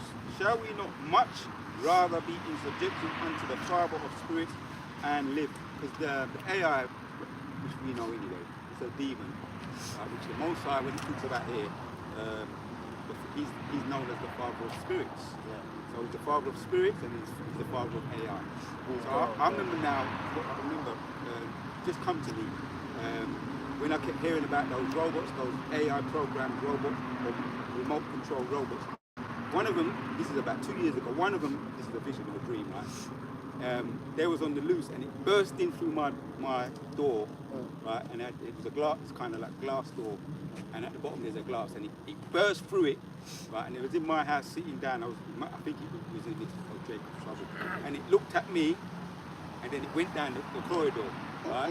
Looking for me. Obviously, remember they're control AI or remote control. It's looking for me because this is Jacob's trouble, right? In this vision. So it looked at me, it bypassed me. It came back, and I was lying down. And I think I told some brothers, I told the elder, I was lying down in my sofa, and I had the quilt over me, and it came right up to me. Bearing in mind, have you ever seen them dog-looking ones? Yeah. It was that kind of one. It came right up to me, looked in my eyes. I had the cover in my. Obviously, I had to pull the cover down because it could have just. This was the armed one. It could have went drill me up with bullets. I had to pull the cover up. I looked at it. It looked at me. It looked again. It looked at me. Then it just turned away and it just went back through the smashed window. So what is it? I'll say that to say in the spirit. They say that they're controlled AI. Who controls AI? So that takes away that fear. That oh no, they're gonna know who we are and everything like that. Most I could just hack into it. That's it. You know them security devices where you have to have your eye scanned and stuff. Retina scan. Retina scanning. We ain't gonna have that technology. The Lord might make a way, man. You know? On the point, Isaiah 19 verse 14 says, the Lord Yahweh hath mingled a perverse spirit in the midst thereof, and they have caused Egypt to err in every work thereof, as a drunken man staggereth in his vomit. You know, just like the movie Leave the World Behind. You know, that moment where all the testers just started bugging out, trying to, you know, kill the characters there. It's the same way the Most High can make the tools, the so-called artificial intelligence tools, robots and whatnot, you know, to just bug out and then go against Esau, Edom himself, man. You know? They're switching. Because you know they've got these AI, I don't know if you heard of it, AI soldiers. Where in China, the UK and America, they're investing in these, it says here, AI soldiers refers to intelligence, integration of intelligence and military applications, enhancing human soldiers with AI-powered tools to develop a fully autonomous robot weapon system. And the ones that are in China are crazy. They can run faster than you, bro. I can't run fast. Oh, okay. Maybe 20 years. Maybe 20 years ago. Now, but they can run. Now they've got them there to do somersaults, all kinds of cartwheels. They've got them doing all things like that, running up mountains, hills, being able to jump up roofs. Oh, true. Precept. Listen, but the thing is, hold on. Even all that shit you see in the movies, man, that's their imagination. What you see, That's what they want to bring forth. You know? Remember Steven Spielberg 20 years ago had that film called AI. Yeah. What about what's that one with it's in South Africa and it's was it Chappie? Yeah. Oh yeah, Chappie. I love That it. shit is deep. Yeah, I like that film, man. That was a good film. You know what I mean? Yeah, Chappie, and he called it the parents, mum and dad, and all that kind of stuff. Yeah, Chappie. Isaiah 59 and 19. So shall they fear the name of the Lord from the west, and his glory from the rising of the sun. When the enemy shall come in like a flood, the Spirit of the Lord shall lift up a standard against them. And that's what's getting ready to happen, man. That standard is getting ready to be lifted. You know, you're about to see the investment, the return on investment that comes with presenting our bodies as a living sacrifice, man. You know, the Lord's going to deliver us in many ways. One of the ways is He's going to give us the power to deal with the situation, or we're going to experience divine intervention, man. We come from a lineage of forefathers where one man was putting 1,000 men to flight, bro. Those things that are written aforetime were written for our learning. So what, you think that's not going to happen again? You're getting ready to see something, man, because look, a mere mortal can't deal with these superhuman souls that you're talking about, man. Yeah. You know, how the hell we in this flesh, bro? Yeah. If hey man, if the tree or something, if this light falls on my head, I'm out of here. You know, I'm done. All right. If I can say something, right? Because everything is written for our learning, isn't that right? Yeah. So if we believe that Jacob's trouble is coming, we do believe it, don't we? So why we can't believe that man's gonna have spiritual power? Yeah. You know what I'm saying? That's it. Well, I'm telling you. It's like chemical reaction, Yes, cause and effect. Yeah, that's it. You know, there always has to be a balance. You can balance the two. Yeah. This is Psalm 68 and 20. It says, He that is our power is the power of salvation, and unto the power the Lord belongeth the issues from death. So if it's as you say, if that lamp drops on your head, then most I don't want you to. If he wants it to just bounce off your head, bounce off. because it's not your time, because you're doing the work of the Lord. And it's not even an overstatement, because I'm pretty sure brothers have been through some things. I know I've got some testimonies. When I look back in hindsight, sometimes the most I makes things, you remember things. You think, boy, what are y'all about shooting a shot, drop a title or about shooting a shot? Listen, I can If tell it you. was up to him, that could have been the end of it. When I was a youth, proper young, and my brother was younger than me. We was in someone's house. We used to look after us after school, and they had a packet of darts. And me, like an idiot, told my brother to stand up by the front door, and I'm throwing the darts here. And I threw one of the darts, and I couldn't see where the dart was. Like, where is it? And he didn't know where it was. And I went over and touched him. This dart was. Listen, let me tell you, I would have died that day. Yeah. If any, my mum would have killed me. He was alright, though. Yeah, he was fine. He didn't even know he was there. And when I look back on that now you have the understanding. You know, that's the Lord. Mercy. That's mercy. Yeah, mercy. I can't quite remember, but I was still going to junior school. Pretty sure of that. Because where we was living at the time, that's where we were still going to live. We moved when I was in secondary school, so we were still going to school up the road and that. And there were certain people's houses we go to after school. I was working and all that. So, but yeah, man, that was crazy. It's crazy. And there's other things obviously, but that one springs to mind because that has to take some divine intervention for the thing to not pierce and for him to not even feel it. Not even to feel it. Woof. This is a precept on that point. Yeah. This is Proverbs 22:15. Foolishness is bound in the heart of a child, but the word of correction shall drive it far from him.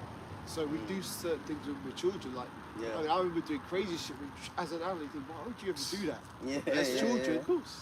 You know, we sometimes partake in that folly, which is why we need good parents to guide us, man. Listen, man, when I think back to that, I think, what the fuck was I doing? You know? Yeah. I mean, what the fuck was I even thinking at that moment in time? And what was my brother thinking that I was that guy? I was that guy, that super aim guy. That, you know what I mean? But yeah, man, we're crazy to see how much shy that did go left. Yeah. And there's a lot of brothers here that are not supposed to be here, man. It's only the Lord's wills, man. They told them, said to my daddy, and said, you know, when he took me to an appointment, you know, my dad was a doctor, and he went to, he said, I know he's your son and that, but I must tell you that 12 is your best chance, you know what I mean? You know, this, that, and the other, you know, blah, blah, blah. You know, my dad, he's a medical guy, innit? So he was actually listening to what he's saying, but I'm still here. Like, it's not because of me, because the Lord has willed it, man. You know? Yeah, a bit battered and bruised, but still there, man. Still in the fight, you know? Yeah, it's a beautiful thing, man, you know? So, when those hard times come, because, you see, you have to get ready to lose things, man. We're gonna lose everything anyway, you know? You might be sleeping in a park like this very soon. Do you know what I mean? You know? That's why when I see them homeless people and all that stuff and all that thing, you know what I mean? Sometimes I just give, man. I don't care who it is. Yeah. Listen, man, and if you're not thinking of meditating on what the prophet just said, things like that, and you're not even in this, you're not really taking it seriously. I'm the type of guy, when I'm on my travels here, I kid you not, I'm looking at spots. Yeah. You know what I mean? Looking at spots. Like if you know, when it goes down, can I feed it? Can I go? And look, you just do it in your mind. There's no telling what's going to happen. On a casual thing. Yeah. You know, we all know that there's no telling. For all I know, I might not even get that to do anything like that. Yeah. I could get captured, whatever, or even worse, or even better. Say. Yeah, man, you're supposed to be meditating on these things, man. Yeah, meditating on these things, man. Who's that? Yeah, go on. Isaiah 41 and 30 says, For I, the Lord thy God, will hold thy right hand, saying unto thee, Fear not, I will help thee. Fear not, thou worm Jacob, yea, men of Israel, I will help thee, saith Yahweh, and thy Redeemer, the Holy One of Israel. So the flesh is, as you say, it's a flesh. The survival instinct be kicking in, yeah? Self-survival, self-preservation. There's something called self-preservation. Yeah. It's just come to me. But yeah, because you're thinking, yeah, what you know, if I have to run, even I was just earlier on, me and Caleb was looking at certain, just looking around. Yeah. I'm not going to say everything, but just looking around and saying, oh, if something jumped off, you know, that jumped off, I'm going to do that. That jumped off there, I'm going to do that. Just in the flesh. But ultimately, as the brothers were saying with that incident, if the Most High is with his elect, he's with his elect. At the end of the day, he's going to be with his elect. Look, ultimately, we want to see it through. That's really why we want to be able to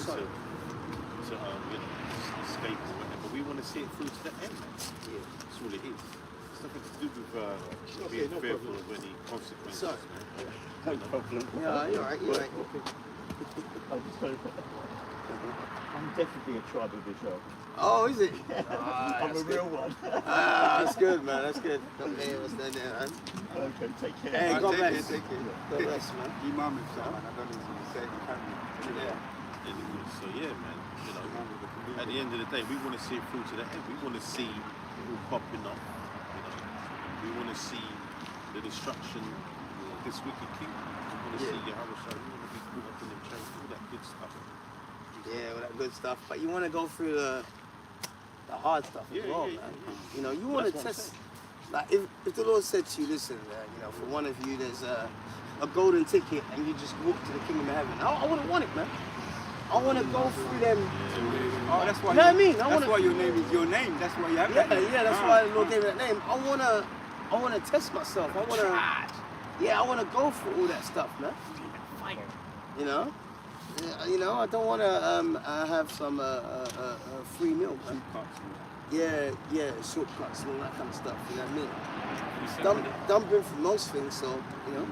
And this precept, I was just gonna say something that's on my mind.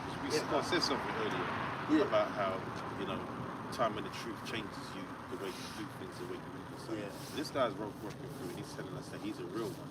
Now, I remember back in the day, if he had said that, we'd have been on his arse. We would have cursed him out. I would have cursed him out. Would have told the scriptures out, everything. Oh man, he jogged on. But he's a real one. Caleb, do you remember remember the two Ronnies? Have you heard of the two Ronnies? Yeah. You reminds me of the other one, innit? Yeah. Little one, innit? Little Ronnie. answer not a fool according to his folly. Yeah. It reminds me of What's the Tony. point? You remember Tony Robinson? Who? Tony Robinson. Yeah. Yeah, he does the historical thing. Yeah, the historical thing. He's Jewish. He is Jewish, isn't it? It reminds me of him. Yeah. All that. Yeah, it's all that. You know, in relation to what you said, maybe it's a case of real recognize real, isn't it? Yeah. Hey, he could. Do you know what? You never know. You don't know. I'm You laughing. don't know. I was You have thinking to that. play the bro. balance. yeah, You have to we play don't the balance, man. Look, Yeah, we don't know. he came peaceably. Yeah. Sir, Right. Same time. this is the book of Psalms 30. Shall I keep it? Yeah. Psalms 34, verse 18 to 19. The Lord is nigh unto them that are of a broken heart, and saveth such as to be of a contrite spirit. Many are the afflictions of the righteous, Many. but the Lord our power delivereth him out of them all. Yeah, many are the afflictions of the righteous. So you're supposed to go through a lot of things, man. It's like it in your life, man. And if you haven't, don't worry. The Lord bring His truth. You're gonna go through things, man. You know, and it's changed you, just like you said. I would say, well, 4 or 5 years ago, a guy like that came, we would have cursed him out, man. You know what I mean? I would have been the first one. I don't know, first one to strike him. You know what I mean? But now, we have what's it called, spiritual discernment. You know, to judge well. You know what I mean? Listen, it's just like a boxing match. Certain boxing matches, you can come out in the first round and just knock this guy out. But certain, you got to pace yourself, man. You know what I mean? Dance around the ring, you know, jab there, jab there. You know what I mean? And that's the stage we're at now. Yeah. He's fallen already, man. He's just taking them out piece by piece. Yeah. Then people are finished anyway. Not everybody hates them now, man. Yeah, everyone hates They've it. been exposed. Yeah, so catch you next week, man. Shalom. Shalom. Shalom.